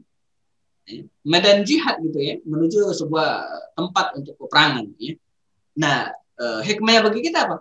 Bahwa romantisme itu emang kita wujudkan dalam keseharian kita. Okay. Nah, jadi bahkan nggak mesti nunggu tanggal tua tadi itu ya, atau momentum pernikahan saja ya. Bayangin kalau dia nikah tanggal 29 Februari, kan 4 tahun sekali itu romantis. Ya, karena hanya ada pada tahun kehabisan. 29 Februari kan 4 tahun sekali datangnya gitu. Betul. Nah, jadi romantisme itu dalam segala kondisi itu kan suatu hal yang normal ya, dalam keseharian, bukan hal-hal yang dibuat-buat menjadi habit gitu kan. Jadi ketika misalnya sedang sibuk sangat gitu kan, kemudian saya harus menyelesaikan tulisan bla bla gitu kan, kemudian istri nyuapin gitu kan, ini bukan karena difoto. Dan saya terus terang sering sekali yang begini, atau saya dalam perjalanan nggak sempat sarapan gitu kan, kemudian harus saya bawa mobil sendiri, yang namanya siapa? Istri. Nah, nyampe di sana saya nggak mungkin bisa sarapan karena waktu sudah mulai acara, maka di perjalanan itu kan harus sarapan. Nyuap kan nggak bisa, siapa yang nyuapin? Ya istri. Disuapin oleh istri gitu kan. Nah, ini kan bukan hal yang dibuat dan menjadi keseharian kita. Jadi jadikanlah romantisme itu menjadi keseharian kita dimanapun kita berada gitu kan. Bukan suatu hal yang dibuat-buat, apalagi romantisnya cuman di depan konten sosial media itu. Jadi gini saat ini banyak orang yang belakangan ini sih sebenarnya kita lagi concern bagaimana para public figure, mungkin ada dari kalangan ustadz juga yang sering menampilkan kemesraannya sampai akhirnya mungkin motivasi orang menikah itu ya pengen seperti itu. Saat itu gimana, Sat? Iya. Jadi karena keseringan lihat orang yang enak-enak aja, padahal kan nikah itu nggak seenak yang dibayangkan. Ya, nikah itu kan antara syukur dengan sabar. Walaupun kadang banyak yang sabar ya. Gimana, Ya, Tat? saya kira kalau dalam batasan-batasan yang wajar dan tidak berlebihan, saya kira boleh-boleh saja. Ya. Jadi apalagi suatu hal yang bukan apa ya, misalnya saya melihat kapan ya, ya ada seorang boleh saya sebut lah ya, Pak Ahmad Heriawan, mantan gubernur kita di Jawa Tengah. Ya. Saya lupa apakah di IG beliau atau IG-nya Bu Neti, saya lupa. Tapi dalam sebuah acara digandengkan gitu kan, di trotoar, bukan trotoar, dari selasar hotel. Iya. Oh ya, saya tahu itu ada acara. Oke. Di IG-nya Bu Neti itu. Neti ya. Nah, itu saya kira bukan suatu hal yang berlebihan dan termasuk hal-hal yang boleh-boleh saja gitu kan. Jadi itu kan suatu kejadian peristiwa, ada yang foto kemudian naikkan. Iya. Jadi bukan suatu yang drama dibikin, enggak gitu kan. Nah jadi bisa, atau misalnya Pak Ahmad mantan gubernur Jawa Barat, Pak siapa? Irwan Prayitno. Ya kan? Ya, Sumbar, oke. Beliau itu pernah kepergok gitu kan, ada yang foto dan kemudian naik ke media sosial sedang makan mie ayam berdua satu mangkok dengan istrinya. Ya kan? Dan diupload di media sosial. Ya. Jadi makan mie ayam semangkok dengan istrinya berdua. Ini kan romantis banget gitu kan. Tapi itu bukan hal yang dibuat-buat gitu kan. Satu hal yang dia makan berdua gitu kan. Entah karena buru-buru atau mampir di mana gitu ya. Kemudian makan berdua dan ada yang foto, sengaja gitu. Diupload gitu kan. Nah itu kan romantis yang betul-betul alami. Kemudian dinaikkan di media dan bisa menjadi inspirasi bagi orang. Nah, dalam batasan-batasan seperti ini menurut saya itu sah-sah saja. Ya, agar bisa memberikan inspirasi bagi orang lain. Dia yang upload atau mungkin orang lain. Karena itu betul-betul bukan by action tadi itu ya, betul-betul nyata dalam dunia kehidupan. Baik, Zat. Kita ini ada pertanyaan Zat nih. Dari Bang Jajat ya. Teman-teman yang mau nanya silakan di resen, tadi ada yang nanya resen tapi kayaknya ada sinyal, dan yang mau nanya silakan juga ke chat di kolom chat. Ini ada pertanyaan dari Bang Jajat. Assalamualaikum Ustadz, apakah boleh kita mempertunjukkan romantisme suami istri di depan anak-anak kita? Ya. Ini lihat usia saya kira ya. Jadi usia ini juga harus kita jaga ya. Jadi tetap harus jaga. Dan jangan sampai bablas gitu ya. Jadi harus dipisahkan juga antara romantisme dengan hal-hal yang menjurus pada, mohon maaf ya, porno gitu kan. Itu harus dipisahkan ya. Jadi ya sekedar misalnya suami mencium kening istrinya ini depan anak-anak, suatu hal yang oke saja gitu kan. Atau sekedar misalnya gandengan, memegang bahu, atau kemudian ini hal-hal yang biasa. Tapi sekali lagi harus tetap lihat usia anak-anak tadi itu.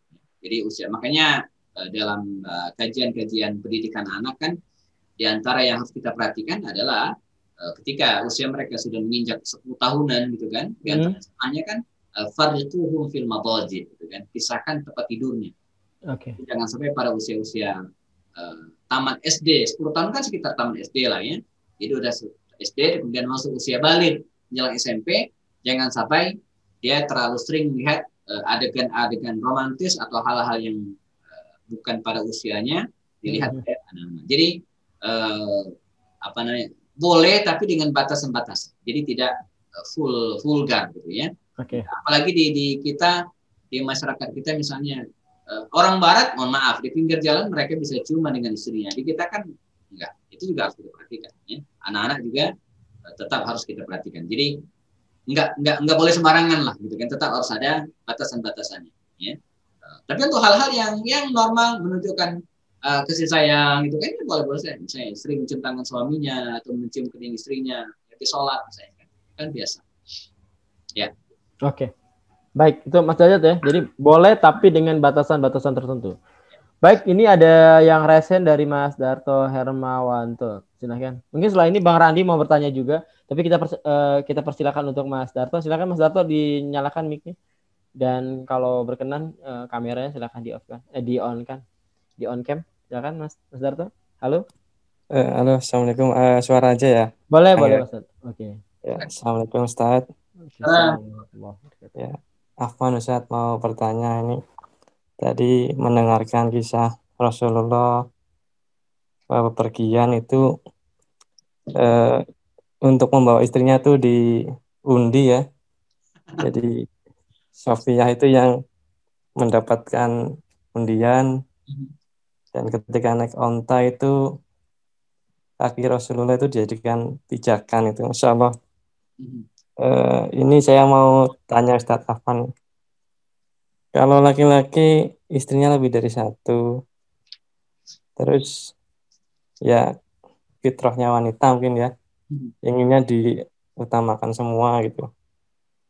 Bagaimana tipnya Ustadz agar memuaskan semua istri gitu secara apa ya hati ya gitu ya. Afan Ustadz gitu pertanyaan saya. Terima kasih. Wassalamualaikum warahmatullahi wabarakatuh. Selamat. Ini apa namanya agak susah saya jawabnya gitu ya, karena bicara tentang tips artinya sesuatu yang sudah saya lakukan gitu ya, dan saya masih termasuk orang-orang yang penakut ya. Kalau dalam Al-Quran itu disebutkan kalau takut ya satu saja gitu ya. Ya Nabi mengundi istrinya karena memang lebih dari satu ya, itu satu poin. Jadi yang istri cuma satu nggak usah diundi lah Bang Gas ya. Ntar satu diundi pula ya, undiannya dua ikut apa enggak ya, akhirnya yang keluar nggak ikut. Ada yang begitu juga tuh ya. Nah jadi adil dalam konteks adil ini adalah adil secara zahir. Nah, jadi Nabi itu adil. Jadi sekian orang istrinya, sekian orang itu yang diundi, dan siapa yang keluar dia yang ikut, gitu kan? Nah, jadi ini keadilan yang sifatnya zahir. Nabi memperlakukan istri itu sama, ya. Makanya ketika Nabi meninggal dunia, teman-teman sekalian, ya, dikisahkan dalam riwayat dan ini juga kita saksikan dalam market rumah Rasulullah, ya. Kalau kita dulu di Madinah itu ada musim Rasulullah, ya, tapi 2 tahun lalu dirobohkan dan untuk perluasan Masjid Nabawi ya. Nah sekarang ada musim sahabat di Mekah, itu ada miniatur ya, rumah Rasulullah. Nah selepas Rasulullah meninggal dunia itu masih ada 9 rumah. Dan itulah rumah istri-istri Rasulullah. Artinya apa? Setiap istri Rasulullah, siapapun dia, entah Aisyah, entah Sauda, entah Sofia, sama di mata Rasulullah. Dibikinkan rumah yang sama. Jadi ini disebut dengan adil. Adil zahirnya. Nah, jadi tapi dalam hal hati itu nggak bisa, itu tidak bisa dihukum. Jadi kita tidak bisa menghukum seseorang itu dengan menghitung atau kemudian perasaan enggak. Perasaan itu nggak bisa dinilai. Orang tidak bisa dipenjara karena perasaannya. Ya, tidak bisa ya. Orang tidak mungkin disalahkan karena apa niatnya, hatinya gitu kan. Maksudnya gini. Contoh, saya punya anak 5. Nah, saya harus adil. Adil walaupun adil tidak mesti sama, gitu kan. Tapi saya harus saya harus adil. Saya kasih uang jajan semua, ya. Kalau makan saya panggil semua, ya. Kalau beli baju baru ya tidak ada yang tidak dibeliin semua. Ini adil. Walaupun secara fakta dalam hati, misalnya contoh saja, saya lebih terasa sayang kepada anak nomor 3. Itu di luar kendali gitu kan. Suatu yang tidak dihukum oleh Allah SWT. Ya, tidak dihukum oleh Allah SWT, tidak dipertanggungjawab, itu masalah hati. Seorang suami juga demikian, dia punya beberapa istri, dia harus adil. Ya, adil membagi malamnya, adil membagi jatah belanjanya, harus kasih semua gitu kan, sesuai dengan kemampuan dia gitu. Tapi andai kecenderungannya terhadap istri yang kedua atau pertama lebih dari yang lain, sebagaimana Rasul juga masih sering menyebut istrinya Khadijah walaupun sudah meninggal dunia, itu di luar kemampuan manusia dan tidak dihisab oleh Allah SWT. Nah, ini disebut dengan konsep adil. Jadi adil itu nahkumu bizawahir. Kita menghukumi keadilan seseorang itu dari zahirnya. Sebagaimana seorang qadhi dulu ya, ketika mengadili Sayyidina Ali bin Abi Thalib yang melaporkan seorang Yahudi yang mencuri bajunya. Jadi selepas perang Siffin gitu ya.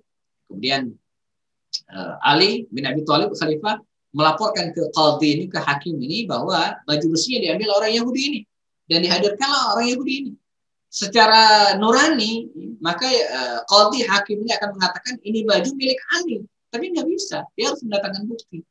Dan pada akhirnya Ali bin Abi Thalib tidak bisa mendatangkan 2 orang saksi, cuma 1 saja saksinya. Maka hakim memutuskan baju ini milik Yahudi ini karena zahirnya begitu. Walaupun hatinya nggak bisa hatinya mengatakan bahwa itu punya Ali itu orang baik, nggak mungkin dia nuduh orang sembarangan. Tapi Ali nggak bisa ada bukti, maka dia harus menghukum dengan zahirnya. Walaupun pada ending kisah itu akhirnya Yahudi itu mengaku bahwa itu bajunya Ali dan kemudian dia masuk Islam, justru dengan keadilan hakim tadi. Jadi kembali ke pertanyaan, kita harus adil dalam konteks zahir yang nyata. Satu diajak, yang lain juga harus diajak, walaupun mungkin tidak bisa bersamaan. Makanya yang satu diajak umroh, maka yang satu juga harus umroh, walaupun nggak mesti pada waktu yang bersamaan, gantian misalnya kan. Saya punya teman hafiz Quran dia pertama saya tahu dia punya 2 istri gitu ya. Yang kedua dia menikah dengan istri, dia umroh dengan saya, bang istri yang kedua. Dan saya tanya, dia cerita, ini tahun lalu dengan istri yang pertama, sekarang istri yang kedua. Jadi dua-duanya diajak umroh, walaupun nggak bersamaan gitu kan. Mungkin karena keterbatasan uang, karena kondisi, tapi yang jelas dua-duanya diberangkatkan umroh sana. Nah, ini saya kira suatu hal yang bijak. Oke, Mas Darto mau nanya lagi, silakan Mas. Mau gimana Mas Darto? Ya, terima kasih Kang. Ya Kang, saya alhamdulillah ini dapat info kajian ini dari istri yang kedua. Aduh, Masya Allah. Jadi termotivasi saya Mas. Enggak sih. Mungkin dia ingin saya lebih baik ya. Saya bersyukur dan ya alhamdulillah gitu. Saya mencintai dia itu karena lillahi ta'ala ya, karena Masya Allah. Saya seperti diajarkan untuk berbuat baik lah gitu, memperbaiki diri saya itu. Termasuk dikasih kajian kayak gini gitu saya ikut kan. Saya sangat menyadari sih kalau setiap wanita itu pakai perasaan ya kayak gitu ya. Nah, jadi sampai lupa tadi menanya apa ya. Gak apa-apa, curhat dulu depannya. Ini. Nanti punchline-nya baru nanya. Iya. Ya semuanya saya mencintai dia itu lillahi ta'ala, insya Allah ya, seperti itu. Jadi kalau istri marah apa ya sifatnya kita ini jadi curhat ya Tat ya. Ampura ini. Aduh. Saya istri marah satu aja udah khawatir Mas, apalagi dua-duanya marah. Enggak. Aduh, saya curhat ini. Ya, Tat. Silakan. Iya, lanjut Tat, lanjut. Jadi Mangga. Ya alhamdulillah semua sudah punya keturunan semua gitu. Ya di tengah kondisi pandemi kayak gini, alhamdulillahnya ini sebuah rezeki juga. Masya Allah. Istri mau menerima gitu, Masya Allah. Di tengah bisnis yang seperti ini ya, Masya Allah saya bersyukur. Saya juga bersyukur lah, pokoknya merasa lebih baik lah dengan istri.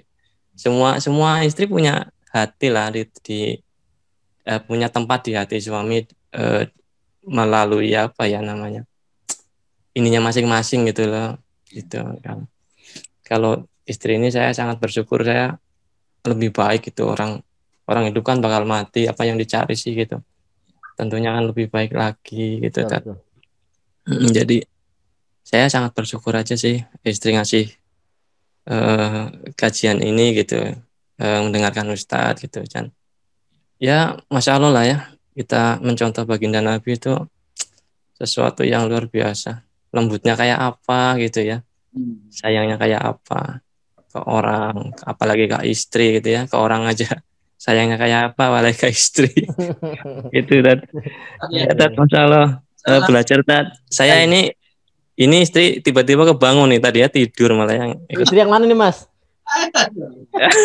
Yang semoga jadi keluarga yang bahagia. Iya Tat. Ya mohon ini Tat ya, jadi mohon bimbingannya karena ya itulah Tat, kita kan manusia Tat ya, punya hati kadang-kadang rusak gitu kan, dipengaruhi apalah nggak tahu gitu. Ya mohon bimbingannya Tat, mendengarkan semua nih Tat, saya sama istri nih ya Tat, mohon ini biar nggak inilah Tat, biar nggak setan masuk. Turun Tat, gitu aja Tat. Oke Mas Darto. Aduh, istri saya dengar nih. Istri itu emang suka dipanggil dengan my honey, itu suka. Tapi jangan diterjemahkan jadi maduku. Bahaya, my honey. Oke, ini luar biasa. Ini baru kali ini kajian kita ada praktisnya langsung. Jadi sebenarnya kan jadi bercandaan bapak-bapak gitu Ustaz. Karena juga bapak-bapak itu kan ya tadi kayak Ustaz itu agak berani. Tapi kali ini luar biasa. Kayaknya berat ini nih. Saya sampai bingung ini mau nanya apa lagi. Karena Ini peserta kita lebih banyak yang bapak-bapak atau ibu-ibu nih? Ini ada ibu-ibunya juga. Ini kayaknya iya imbang Ustaz. Silakan bagi teman-teman yang mau nanya, gak usah malu-malu, silakan japri saya aja langsung. Nanti saya akan bacakan tanpa dibacakan identitasnya, barangkali ada hal-hal yang mungkin bisa diceritakan. Maksudnya suaminya seperti apa, romantis itu ada masalah keluarga mungkin ya, seperti tadi Mas Darto, langsung Masya Allah. Baik Bang Randi, silakan Bang. Tadi udah mulai japri itu Bang Randi, silakan mau bertanya. Halo Bang Randi, silakan Bang.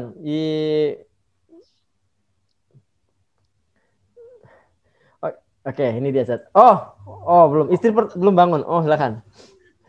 Jadi gini Ustaz, kita kan ada fenomena. Jadi kan saya nanya lagi Ustaz. Tapi ini cuma fenomena. Saya nggak akan nyebut namanya dan saya nggak akan nyebut mereka. Kita ada fenomena di mana bahwa ini problem di kami, di teman-teman Indonesia Tanpa Hijil khususnya ini agak menyakitkan hati ya. Karena memang gini, ada beberapa public figure, tokoh masyarakat yang tadi kita sudah cerita, kemudian dia menikah dengan cara yang syar'i, dengan lain-lain, dan panjang postingan sosial medianya karena kita konteksnya masih di ranah sosial media ya. Kemudian mereka berpisah dan imbasnya kan ke kami maksudnya kami gini, ke teman-teman yang akhirnya ketika para public figure ini ada perpisahan, kita juga bahwa ini memang sudah takdir ya. Tapi begitu ada public figure yang berpisah, padahal di awal-awal dia campaign tentang romantisme, campaign tentang kemesraan dengan keluarga, dan banyak hal yang kemudian yang dijadikan panutan oleh para netizennya. Tapi kemudian pada saat berpisah, orang tidak memandang lagi siapa dia, orang akan memandang apa agamanya, orang akan memandang apa yang pernah dilakukan, siapa itu bagaimana? Ini problem ya, makanya kenapa Indonesia Tanpa Hijil mengangkat isu romantis ala Nabi. Apakah dulu ya seperti ini kayak yang Nabi ajarkan kepada kaumnya bahwa ya, kalau mau romantis silakan diumbar, nanti urusan rumah tangga dan gitu. Nah, itu yang jadi catatan kami. Gimana Ustaz? Ya itu emang begini. Ada ujar-ujar mengatakan bahwa jejak digital itu kejam. Betul. Ya, jadi jejak digital itu kejam ya. Kalau dulu kan media itu media cetak ya. Jadi itu dicetak, terbit dan kemudian lenyap, selesai gitu ya. Bahkan saya bergerak di majalah dulu, harga majalah yang sudah terbit dan kemudian ada edisi baru itu langsung anjlok. Koran itu mungkin 5.000 itu kalau pagi hari, kalau sore hari itu udah gratis atau 1.000 perak, udah nggak ada lagi. Jadi udah hilang lah gitu kan. Jadi ada orang yang rajin koleksi dan itu untuk mencari berita yang lama itu nggak gampang gitu ya. Tapi itu media cetak. Tapi sekarang media online kan. Jadi searching di Google itu langsung ketemu semua gitu kan. Jejak yang lama. Yang upload mungkin menghapus, tapi sudah ada yang screenshot. Dahsyat itu ya. Ada orang yang rajin begitu tuh ya. Jadi yang kami juga rajin, Sat. Kami juga rajin. Ada teman di Bandung, sebutkan namanya, kaget dia gitu kan. Belum sehari gitu kan, belum sehari. Dia upload di Instagramnya gitu kan, kata-kata nggak enak lagi tentang COVID ini ya. Kemudian ada beberapa ustadz yang japri dia, ya. Sebaiknya tulisan itu yang antum upload itu diturunkan, itu nggak bagus, kontraproduktif dengan kondisi COVID seperti ini. Oh gitu, langsung diturunin sama dia. Besoknya heboh karena sudah banyak yang men-screenshot dan kemudian diviralkan di mana-mana. Kaget gitu kan. Saya aja nggak sempat men-screenshot gitu kan. Lah iyalah, jarang juga kita men-screenshot diri sendiri gitu kan. Tapi itulah media. Nah, jadi maka belajar dari kaidah ya bahwa jejak digital itu kejam gitu kan.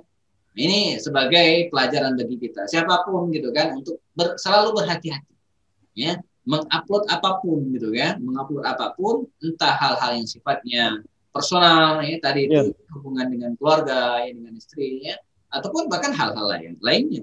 Karena sekali lagi bahwa kita mungkin tidak sempat meng-save gitu kan, tapi orang lain dan itu akan menjadi citra buruk suatu saat gitu kan. Yang kadang citra buruk itu bukan hanya untuk dirinya sendiri. Betul. Nah, bisa jadi ormasnya, bisa jadi partainya, bahkan bisa jadi agamanya tadi itu. Ya, karena pelakunya. Jadi pelajaran betul bagi kita. Karena memang pada kasus yang meledak kemarin itu, yang jadi pembahasan orang-orang liberal di sosial media itu adalah agamanya, bahwa apa yang mereka jadikan konten di sosial medianya tidak seperti apa yang terjadi, apalagi kan itu ya terlepas itu kebenarannya belum terbukti dan lain-lain, tapi ini jadi pukulan telak untuk kami teman-teman yang semua yang sedang berjuang untuk mengangkat citra Islam ini. Gimana? Benar. Jadi ini yang paling berat, bukan paling ujian bagi kita, bahwa kita jangan gampang gitu ya kagum seseorang dengan seseorang karena kiprahnya di dunia maya. Ya, maka salah satu tagline di IG saya itu aktif gitu ya di dunia nyata, eksis di dunia maya. Jadi itu harus seimbang. Ya, jangan sampai kita di dunia maya itu cuman action doang, dunia nyata nggak ada gitu ya. Nah, jadi apalagi sampai ketahuan oleh orang lain. Ini judulnya apa? Saling memberikan nasihat gitu kan. Jadi jangan sampai apa yang kita tampilkan di dunia maya yang manis, aktif, luar biasa, tapi dalam kehidupan nyatanya beda dengan yang terupload. Ini jangan sampai siapapun dia gitu kan, siapapun, entah dia aktivis, apalagi dia jadi sorotan ya, apalagi para ustadz, ya, tokoh, betul lihat yang berbeda banget dengan dunia kesehariannya. Jadi betul-betul harus sinkron gitu ya antara apa yang nyata yang kelihatan di dunia maya itu dengan yang terjadi. Ini jangan sampai, dan harus saling, bila perlu kalau kita kenal baik. Ini betul ya. Saya kapan tuh ya? Saya ada teman nih dari luar kota lah ya. Dia mampir ke rumah saya, dia cerita, saya baru dari rumah si Fulan katanya. Oh iya, saya kenal juga. Kaget saya, Ustaz. Kenapa? Ya ternyata kondisi rumahnya, kondisi hubungannya dengan tetangganya itu ternyata beda banget dengan yang saya bayangkan selama ini melihat upload-uploadan dia di internet, di sosial media, dalam hal ini Instagram. Saya nggak teruskan, karena kalau teruskan nanti jadi hibah ngomongin aib orang. Yang saya tangkap itu ada, saya kecewa nggak nyangka, ternyata yang kita lihat selama di media sosial ini beda dengan keseharian. Nah ini kan nggak bagus gitu ya bagi kita. Jadi harus benar-benar dunia online atau media sosial ini mengubah perilaku kita gitu kan, bahkan, dan itu harus kita waspada. Ya. Oke, Ustaz. Saat ini ada pertanyaan, kalau campaign kemesaran itu bisa kan ain juga nggak sih, Ustaz? Orang yang sering posting gitu. Yakin ain maksudnya? Iya, benar. Oh ya. Iya betul. Jadi harus, makanya saya kalau ditanya ketika ada podcast dulu itu ditanya, saya termasuk orang yang rada tidak setuju dengan tampilan kemesraan, apalagi ada staf saya itu yang ini ya, yang biasa syuting ya, karena dia minta saya tampil dengan istri, foto lah. Saya bilang enggak langsung, yang lain aja ya. Dari belakang Ustaz, enggak saya bilang. Jadi foto di belakang, enggak. Jadi pakai ilustrasi aja yang lain, gambar apa kayak gitu. Jadi enggak usah. Saya apalagi sampai zoom besar kemudian enggak ya. Jadi saya termasuk orang yang tidak setuju dan cenderung menghindari gitu kan. Kalaupun ada, itu kegiatan sehari-hari ya, yang yang bukan dibuat-buat ya. Misalnya kita kunjungan kemana kemudian foto bareng kan selesai. Jadi bukan hanya dua saja enggak. Kalau bisa dikatakan tadi bisa mengundang penyakit ain, sangat mungkin. Dan ini harus kita waspada, bukan hanya untuk ini ya, bukan untuk istri ya, tapi anak-anak perempuan kita, menurut sekalian yang punya ini, yang pertama ya, teman-teman akhwat harus betul-betul jaga ya. Jadi kecantikan dan kebanggaan terhadap diri sendiri jangan betul-betul diumbar di media sosial. Ya. Jadi hindari semaksimal yang bisa kita lakukan. Jadi kalau dikatakan bisa menyebabkan penyakit ain juga sangat mungkin ya, sangat mungkin. Oke. Baik teman-teman, sudah jam 9:30 ya. Kita dari jam 8 sudah 1 jam setengah, gak terasa. Dan kita masih ngasih kesempatan buat teman-teman yang mau bertanya. Ini masih ada waktu ya, kurang lebih sampai 30 menit lagi kalau mungkin Ustaz nggak ngantuk ya. Tapi kita akan masih lanjutkan selama diskusi masih hangat nih. Jadi teman-teman yang mau bertanya silakan tentang masalah rumah tangganya, jangan sayang mulu. Nanti saya ketahuan kalau punya masalah rumah tangga gitu. Silakan. Buat teman-teman yang mau bertanya silakan reset. Tadi sih Bang Randi udah siap Bang nanya Bang? Oh dipaksa ini. Soalnya isu beliau juga yang request untuk kajian ini diadakan. Jadi oke silakan Bang Randi. Oke, baik. Terima kasih Bang Gas atas pemaksaan pertanyaannya ya. Oke, Assalamualaikum. Ustadz, luar biasa sekali ya kajian ini cukup meluas sekali jadinya kemana-mana dan bagus sekali gitu Ustadz. Ini Ustadz saya hanya sedih aja Ustadz, sebenarnya sedih gitu kan. Saya melihat fenomena sekarang ini khususnya di sosial media, saya jadi melihat tidak ada perbedaan Ustadz, antara aktivis dakwah dengan para selebritis. Gitu, yang ketiga memamerkan anaknya itu saya mungkin kalau saya dibilang saya sampai di titik enak gitu sama teman saya, bahkan saya dibilang sama teman saya gitu, dia setiap hari posting anaknya gitu mesraan, bukan salah sih Ustaz, cuma saya ngeliat apakah tidak ada masalah yang lebih urgensi dibandingkan tentang memposting kayak gitu Ustaz. Bisa punya pesan nggak terbaik atau bagaimana cara menghantarkan nasihat gitu ya kepada teman-teman saya nih yang saya mau nasihati, sebaiknya bagaimana sih sikap kita tuh melihara rumah tangga gitu kan? Apakah memang perlu diposting anak setiap hari atau mungkin dalam waktu yang jarang atau bagaimana? Kalau saya sih bener udah saya kesel saat kalau iri bilang bos, iri bilang kan. Dengar ya, anak 3 aneh, istri baru 1 ya, enggak, aduh dengar, dia dengar, enggak maaf ya, I love you full, dia pokoknya gitu deh ya. Cuman itu Ustaz, cuman saya mikirnya, ayo dong, ini banyak masalah umat, ada ulama yang dikriminalisasi misalnya, ada masalah tentang corona, sama-sama kita kompak angkat gitu, maksud saya tuh kayak gitu. Cuman saya gimana gitu ya, atau ada nggak pesan-pesan yang mungkin bisa bikin mereka tuh kayak terbuka pikiran gitu tentang tidak sering-sering memamerkan foto keluarga gitu. Iri, bilang silakan. Enggak, enak aja cuma bilang iri. Silakan.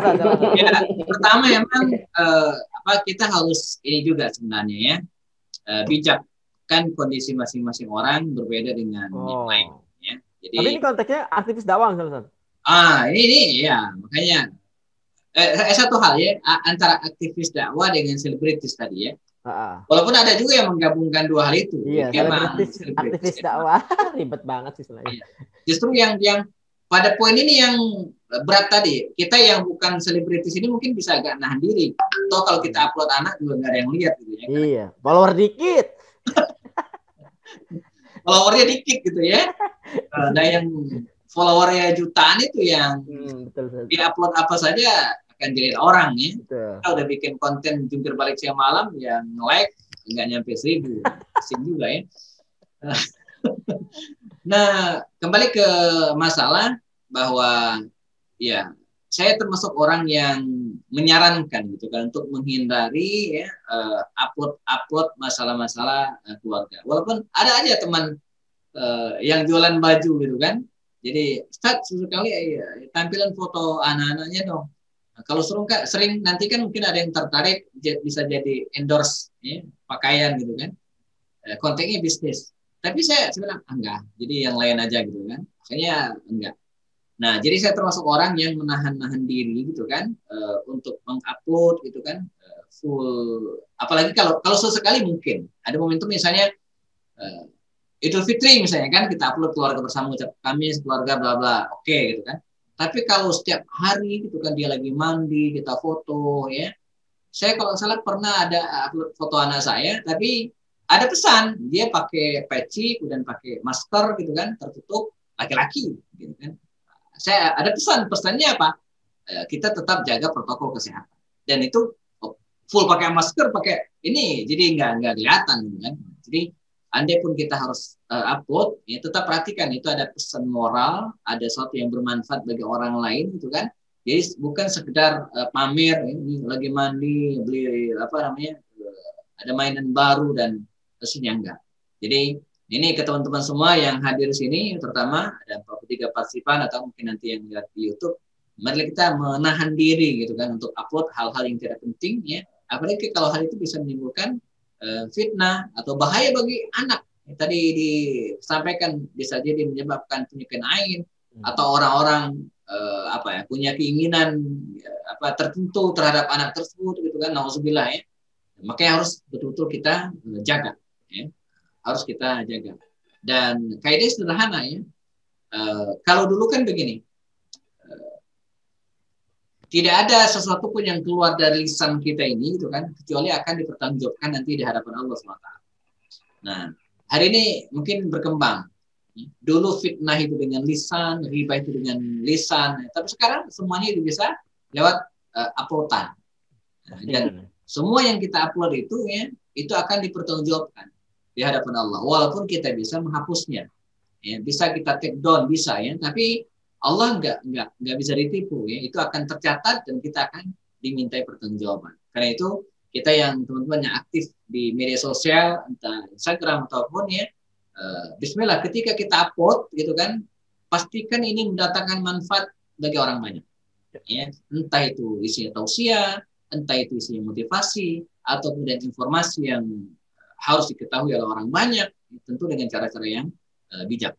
Jadi bukan sekedar umbar, apalagi cuman pamer-pamer ya, enggak lah ya. Kita harus saling mengingatkan untuk itu ya. Dan saya kira bagian dari kewajiban kita gitu kan teman-teman sekalian ya, apalagi yang tergabung di aktivis Indonesia Tanpa Jil ya, nggak masalah menurut saya. Jadi ketika teman-teman suatu saat melihat tampilan yang nggak benar siapapun, di DM aja gitu kan. Saling mengingatkan kok. Saya juga beberapa kali saya lakukan gitu kan, ada yang terima, ada yang tidak, ya itu hak mereka. Tapi jelas kita sudah mengingatkan, ya. Tapi jangan di depan, jangan di feed-nya, jangan di kolom komentarnya gitu kan, tapi bisa di DM personal, ya, dan sehingga dia bisa baca dan siapa tahu bisa membukakan pemikirannya sehingga tidak mengulangi lagi hal-hal tersebut. Wallahu a'lam. Baik tuh Bang Randi. Nanti diingetin aja, jangan nyindir-nyindir mulu nih. Sampai dipikirin kajian nih, Masya Allah luar biasa. Tapi di situ bentuk sayang kita, Sat. Karena ya tugas kita memang menjaga semuanya supaya tidak terjadi fitnah kemana-mana ya, Sat ya. Ya, dan kajian kita ini kan bukan untuk satu orang. Bukan satu kan. Buat kita semua, khususnya buat teman-teman ITJ lah. Jadi karena kita masih dalam tahap pembelajaran juga menjadi seorang ayah maupun jadi seorang suami yang baik. Karena kan romantis ini kan sepanjang hayat. Kalau tadi Ustadz bilang tadi ada yang sudah jadi kakek-kakek, sudah jadi nenek-nenek kan. Kadang kan sementara berumah tangga itu berfase dari mulai sayang, cinta, akhirnya manggil nama, lu gua di ujung gitu ya. Itu juga sering terjadi di rumah tangga. Jadi ya harapannya memang setelah teman-teman setelah mengikuti kajian ini menambah wawasan dan kemudian juga tahu batasan-batasan romantis untuk di sosial media nantinya. Ya semoga ini menginspirasi semua. Jadi agak sabar-sabar dikit, agak nahan-nahan dikit. Boleh posting tapi for momentum ya, untuk momentum tertentu aja ya. Iya. Ya. Jadi jangan yang semua postingan diumbar, orang lagi gandengan dari yang mau nyebrang aja. Baik. Teman-teman semua terima kasih Allah. Kita masih kesempatan satu pertanyaan terakhir. Buat yang mau nanya silakan. Jangan ragu-ragu. Ini masih ada waktu sekitar 15 menitan lagi. Kalau tidak ada yang mau nanya, saya mau baca iklan dulu. Jadi seperti biasa Ustaz. Jadi teman-teman. Oh tadi katanya Ustaz itu mirip saudaranya Ustaz Hadi bukan? Nih ada yang nanya. Iya, Kang Darto yang nanya ya. Iya. Ustaz Happy kayak Ustaz Adi Hidayat. Nggak tahu, saya itu mirip banyak orang. Dulu saya dibilang mirip Sahrul Gunawan ya. Sekarang mirip Ustaz Adi Hidayat. Sahrul Gunawan itu artis Jin dan Jun. Oh. Bener sih. Menurut saya jauh banget gitu ya. Ngeliatnya dari belakang kayak gitu ya. Oh iya. Ya, tapi dengan Ustaz Adi Hidayat ya sejauh sepengetahuan saya sih hubungan darah sih nggak ada ya. Tapi yang jelas kita saudara seiman. Pecinya sama lah minimal lah, sama kacamata lah. Baik. Iya. Teman ada mana? Yang tadi itu mungkin poin yang disampaikan oleh Bang Gatsu tadi menarik bahwa romantis itu sampai akhir hayat, gitu kan, sampai tua. Makanya kalau kita baca sirat Nabawiyah tadi kan romantisme Rasul dengan Sofia itu bukan di usia Nabi yang 20 tahun dan 30 tahun, enggak ya. Nabi menikahi Sofia itu kan setelah perang Khaybar. Perang Khaybar itu terjadi tahun ke-7 Hijriah. Jadi ketika terjadi perang Khaybar, usia Nabi itu 53 tambah 7, 60 tahun. Jadi romantisme Nabi itu pada usia 61 tahun, kan? Masih romantis ya, Tete? Masih romantis di usia-usia. Jadi sepanjang hayat menjadi habit, menjadi kebiasaan, bukan hanya di depan kamera, di depan orang banyak gitu kan, tapi menjadi keseharian. Oke. Pantesan saya sering lihat Bang Faisal tadi romantis banget sama istrinya meskipun sudah tua ya, luar biasa. Baik, Ustaz, ini satu pertanyaan terakhir yang sebenarnya agak di luar konteks, tapi ini saya pengen coba nanyain langsung sama ahlinya. Gini, Ustaz, ini problem kami, bukan kami ya, saya. Ini ada satu pertanyaan gini, Ustaz, belakangan ini saya melihat gini, saya mendapati banyak perempuan yang sedang menahan dirinya untuk tadi tidak upload di sosial media, kemudian dia menahan dirinya untuk tidak memposting, menjaga benar-benar sekali menjaga privasi dia sebagai akhwat ya. Tapi di satu sisi lain nih, para tokoh-tokoh aktivis dakwah mungkin yang sudah menjadi selebgram, aktivis dakwah yang sudah terkenal, lebih memilih pasangan calon istrinya dari kalangan selebgram, Ustaz. Seolah-olah tidak ada aktivis dakwah perempuan yang sebenarnya selama ini mereka menahan diri, mempersiapkan diri untuk menjadi istri yang soleh. Apakah ini dalil yang dipakai? Boleh ngambil kok yang cakep, nggak apa-apa gitu. Bukankah Rasulullah menjadi pilihan yang cantik itu? Sementara melupakan aspek-aspek yang lain. Gimana? Ini fenomena yang sering terjadi. Banyak akhwat, banyak afizo, banyak akhwat yang menahan diri, tiba-tiba lebih memilih selebgram yang dengan dalil nanti bisa kok didakwai, nanti bisa kok gitu. Gimana? Ini luar biasa. Ini pertanyaan terakhir. Mungkin dari saya. Mungkin banyak faktor kali ya. Artinya selebgram itu kan dia lebih terkenal, lebih dikenal, tahu orang banyak, sehingga lebih cantik lah, sederhana gitu. Ya, cantik kan, kalau cantik itu relatif lah. Iya. Kalau jelek itu mutlak. Jadi cantik relatif. Nah, jadi mungkin kalau selebgram tadi kan dia kelihatan, jadi cepat bisa dipinang gitu kan. Gitu. Kalau enggak kan, ya misalnya alumni pesantren, hafiz Quran, nggak kenal, jadi memang harus disodorkan gitu kan, harus di. Nah itu satu. Kemudian yang kedua, indikasi kesuksesan itu memang harus dijelaskan ulang. Selama ini kan, dulu saya pernah di sebuah training dengan Ibunda Kinkin Anida, dia kan trainer, ya, dan suaminya Pak Satria Hadi Lubis. Kita pernah bikin semacam kuis begitu dulu ya. Jadi apa indikasi atau ciri sukses menurut Anda? Ada sekitar 100 orangan peserta waktu itu, dan kemudian kita kumpulkan, rapikan, dan kemudian jadiin sebagai data. Muncul 3 hal, ini menarik.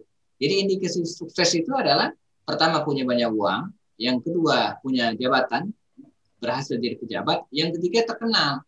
Nah, selebgram tadi itu. Jadi popularitas, terkenal itu menjadi salah satu indikasi sukses bagi seseorang. Jadi setelah naluri gitu kan, orang itu pengen menikah dengan orang yang sukses. Sukses itu apa? Punya banyak uang, ya, pejabat gitu kan, atau terkenal tadi itu. Ini nalurinya begitu emang udah begitu. Ya, jadi naluri seseorang untuk terkenal itu ya gitu kan, atau menikah dengan orang terkenal, senang gitu ya, senang menikah dengan orang terkenal. Nah ini konsep dasarnya. Nah, tinggal bagaimana kita menjelaskan kepada masyarakat dan segera kepada siapa itu bahwa indikasi sukses itu bukan 3 itu. Dalam Islam kesuksesan itu ya, dan ini bagian dari al-ghazw al-fikri ya. Sukses itu sejauh mana kita bisa memberikan manfaat kepada orang. Nah, itu ya. Maka kaya boleh, jadi pejabat nggak masalah, terkenal boleh, tapi asal bermanfaat gitu ya. Jadi makanya kalaupun harus menikah dengan orang terkenal, selebgram tadi, ya sebenarnya nggak salah-salah amat gitu kan.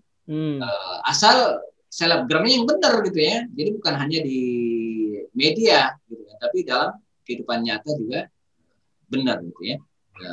Nah, soal itu kan pilihan hidup. Ya, dia mau milih yang mana gitu kan. Kita tidak bisa salahkan. Sebab yang tidak terlihat tadi itu yang nggak kelihatan bagaimana mau diambil. Jadi harus ditawarkan gitu ya.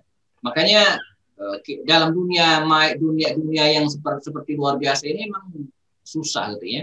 Saya di awal-awal media sosial itu saya jadikan sebagai sarana untuk bisnis. Saya bikin penerbitan buku, saya jualan buku gitu kan. Tapi lama-lama kata teman nggak cukup, Ustaz. Antum harus jadikan media sosial itu sebagai branding. Ya, personal branding gitu kan, agar orang tahu tentang antum. Dan benar, ada benarnya gitu kan. Mohon maaf ya, saya beberapa kali diundang misalnya ke Jepang. Ketika teman-teman nawarin gitu kan, ini ada Ustadz Happy Andi, dia biasa ngisi istiarat, bla bla. Itu panitia yang dilakukan oleh panitia. Mereka searching Google. Dan alhamdulillah nama sih banyak gitu kan, dan akhirnya diundang gitu ya. Nah, pernah ada Ustadz juga disodorkan gitu kan, saya di depan saya gitu kan, panitia tuh searching nggak dikenal gitu, akhirnya nggak diundang. Padahal ilmunya banyak. Makanya saya sarankan ke teman-teman para Ustadz yang punya dokter, punya ilmu itu, sepertinya seperti suatu kebutuhan bahwa kita itu harus eksis juga di media media sosial gitu kan, tapi dengan kemanfaatan tadi. Jadi orang kenal kita itu karena ada manfaat. Maka kalau teman-teman lihat misalnya saya kalau boleh tunjuk ini Instagramnya, saya kalau teman cek personal brandingnya dapat gitu kan, Happy Andi Bastoni, writer bla bla, ini kan personal branding saya gitu kan. Tapi pada saat sama kalau konten antum perhatikan gitu kan, saya jarang menunjukkan diri saya itu. Kalau saya bicara misalnya video ya video saya, tapi ada isinya gitu kan. Jadi yang hari ini ya, ini yang saya upload hari ini kan, ini kan aktual ya. Mereka yang pernah ditawari Grasi, ya, tapi saya nggak nyebut HRS. Kalau sebut itu di take down. Saya udah berapa kali nampilan foto beliau di habis gitu kan. Jadi ini kan saya merasa ini ada manfaatnya gitu kan, ada manfaatnya. Begitu juga dengan postingan-postingan yang dulu kalau kita scroll ke bawah, praktis mungkin saya pernah upload personal itu ketika, nah ini mungkin ketika Lebaran, ini kan ucapan Lebaran ini, Idul Fitri gitu ya, Idul Fitri. Sekali ini ya sudah, selesainya praktis nggak ada lagi gitu ya. Nah ini motivasi isinya apa ini, tentang memperkenalkan sahabat Nabi gitu kan, sekaligus publikasi buku baru. Nah jadi personal brandingnya dapat, tapi nilai dakwahnya juga diharapkan ada. Jadi karena suatu dari mana kita kenal Ustadz Abdul Somad, Ustadz Adi Hidayat, tadi sampaikan Ustadz Khalid Basalam, dari mana ya? Dari media sosial ini. Dari media sosial ini kita tahu bahwa orang-orang berilmu itu ternyata luar biasa gitu kan, ada manfaatnya. Jadi ini kehadiran para ustadz atau kemudian orang berilmu di media sosial ini satu hal yang tidak mungkin dihindari gitu kan, bahkan menjadi satu kebutuhan. Ya kan ini medan dakwah di sini. Ini media sosial ini kalau kita nggak ngisi gitu kan, maka akan diisi oleh orang-orang yang oleh konten-konten nggak benar. Kita kan bersaing ini lapak gitu kan, ini lapak kan, bebas gitu ya. Jadi kalau kita nggak ngisi, udah akan diisi dengan hal-hal yang belum tentu bermanfaat bagi orang banyak. Okay. Tapi tetap harus, makanya misi kita ketika aktif di media sosial tadi itu teman sekalian betul-betul niatnya untuk memperbaiki, betul-betul ada konten yang bermanfaat bagi orang lain. Wallahu a'lam. Baik Ustadz, terima kasih banyak Ustadz. Tidak terasa sekarang sudah di jam 21.53. Terima kasih banyak atas semua materi yang telah disampaikan dan diskusi yang menarik, apalagi tentang Mas Darto yang sedang curhat tadi juga. Jadi catatan buat kita semua, ternyata berumah tangga dengan istri itu agak sulit juga. Tapi enggak. Tadi beliau minta nasihat, dan ini akan jadi nasihat untuk kita semua. Jadi sebelum kita tutup pertemuan pada malam hari ini, mungkin ada nasihat untuk kita semua terkait bagaimana mengelola rumah tangga bagi yang baru berumah tangga dan bagi yang sudah menjalani rumah tangga. Bagaimana cara mengelola romantis itu agar bisa bertahan sepanjang masa. Silakan. Oke, bismillah. Terus kan khususnya yang tergabung di komunitas Indonesia Terpanjil, dan sepengetahuan saya masih relatif muda-muda ya, usia 30 tahunan ya, dan ini adalah usia-usia yang sangat-sangat produktif dan harapan ya Indonesia untuk bangun peradaban masa depan. Karena itu peradaban kuncinya begini. Ya, peradaban sebuah bangsa itu ya, ini tidak akan terwujud ya, kecuali melalui atau terdiri dari susunan ya, batu-batu bata keluarga. Jadi kalau ibaratkan peradaban itu adalah sebuah bangunan gitu kan, maka bangunan itu ya diwujudkan dari susunan batu bata. Nah, batu bata itulah keluarga. Itu adalah keluarga. Jadi jangan berharap peradaban akan terbangun dengan bagus, dengan baik, kalau batu bata yang bernama keluarga ini berantakan, lemah. Nah, sekarang kita ngomongin keluarga. Bagaimana membentuk keluarga yang kuat, kokoh, gitu kan, untuk peradaban, susunan peradaban tadi, ya, dimulai dari suami istri. Suami istri, karena kalau bicara tentang keluarga ya suami istri itu ini induknya gitu kan. Nah, maka karena itu jagalah hubungan ya antara suami istri tadi supaya dia kokoh, harmonis. Salah satu cara gitu kan membangun harmonisasi dalam keluarga dengan cara menghadirkan jenak-jenak romantisme dalam kehidupan. Nah, hadirnya jenak romantisme akan melahirkan kekompakan dalam rumah tangga, dan kokohnya rumah tangga itu akan melahirkan peradaban dalam sebuah bangsa atau negara. Sekarang itu, teman-teman yang lainnya tadi di chat saya lihat ada Kang Darto, YouTube, mungkin bisa cari Happy Andi Bastoni channel ya. Kemudian nomor handphone mungkin bisa nanti minta ke panitia, dikasih aja ya. Atau di ini saya ada kayaknya di Instagram juga ada nomor handphone, bisa di DM. Gitu Mas Darto, ini juga nasihat buat saya dan Mas Darto nanti. Ya kita belajar sama-sama lah. Siap, oke. Jadi intinya memang keluarganya itu adalah kunci ya, dan suami istri adalah bangunan dari batu bata itu. Kuncinya ada di suami istri tadi ya. Ya, mudah-mudahan nanti kalau saya kan suami istri, kalau Mas Darto suami dan istri-istri. Kita pakai diksi yang beda ya, Mas. Baik, terima kasih Ustadz Happy Andi Bastoni, dan terima kasih semua teman-teman yang sudah bergabung di Indonesia Tanpa Jil pada kajian pada malam hari ini. Terima kasih banyak, dan jangan lupa insya Allah nanti di awal bulan kita akan launching kelas workshop Indonesia Tanpa Jil bersama Ustadz Ahmad Safril selama 2 hari di tanggal 16 dan 17. Ikutin terus channelnya Indonesia Tanpa Jil di @tampajil Instagram maupun di Twitternya Tanpa Jil dan di akun YouTube-nya Indonesia Tanpa Jil. Dan kita tutup pertemuan pada malam hari ini dengan membaca alhamdulillah dan doa kafaratul majelis. Subhanallahumma wa bihamdihi dan istighfar sebanyak-banyaknya. Astagfirullahaladzim. Dan kita tutup pertemuan pada malam ini dengan sesi foto sesi foto untuk pertemuan pada malam ini. Silakan Mbak Nuriza diambil fotonya. Silakan teman-teman dinyalakan. Ini untuk dokumentasi bahwa kita bener kok ada kajian. Mas Adil, sehat ya Mas ya? Alhamdulillah Bang. Alhamdulillah. Mbak Cibe sehat ya? Mbak Cibe nggak mau nanya tadi. Cibe jalan-jalan, silakan nyalakan kameranya yang membagikan foto. Oke, silakan dijalankan kameranya. Mbak Irma. Udah segini aja. Udah segini aja ya. Mas Darto, mana dong foto dong? Kamera ya, 1, 2, 3. Dah, oke. Oke teman-teman, sehat semua, dan lupa selalu dijaga protokol kesehatannya, dijaga juga maskernya, di-upgrade, jangan lupa di-double. Kalau ada kesempatan vaksin, mungkin bila tidak menolak, silakan divaksin segera mungkin. Ini salah bentuk ikhtiar kita untuk menyudahi pandemi ini. Kita juga pengen ketemu lagi sama Ustadz di kajian offline. Mudah-mudahan pandemi segera berakhir, dan sampai ketemu di kajian selanjutnya. Saya Bang Gatsu dan seluruh teman-teman Indonesia Tanpa Jil mengucapkan terima kasih banyak, dan assalamualaikum warahmatullahi wabarakatuh.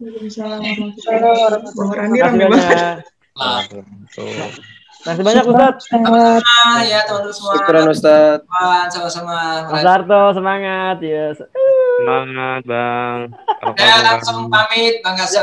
Siap Ustadz.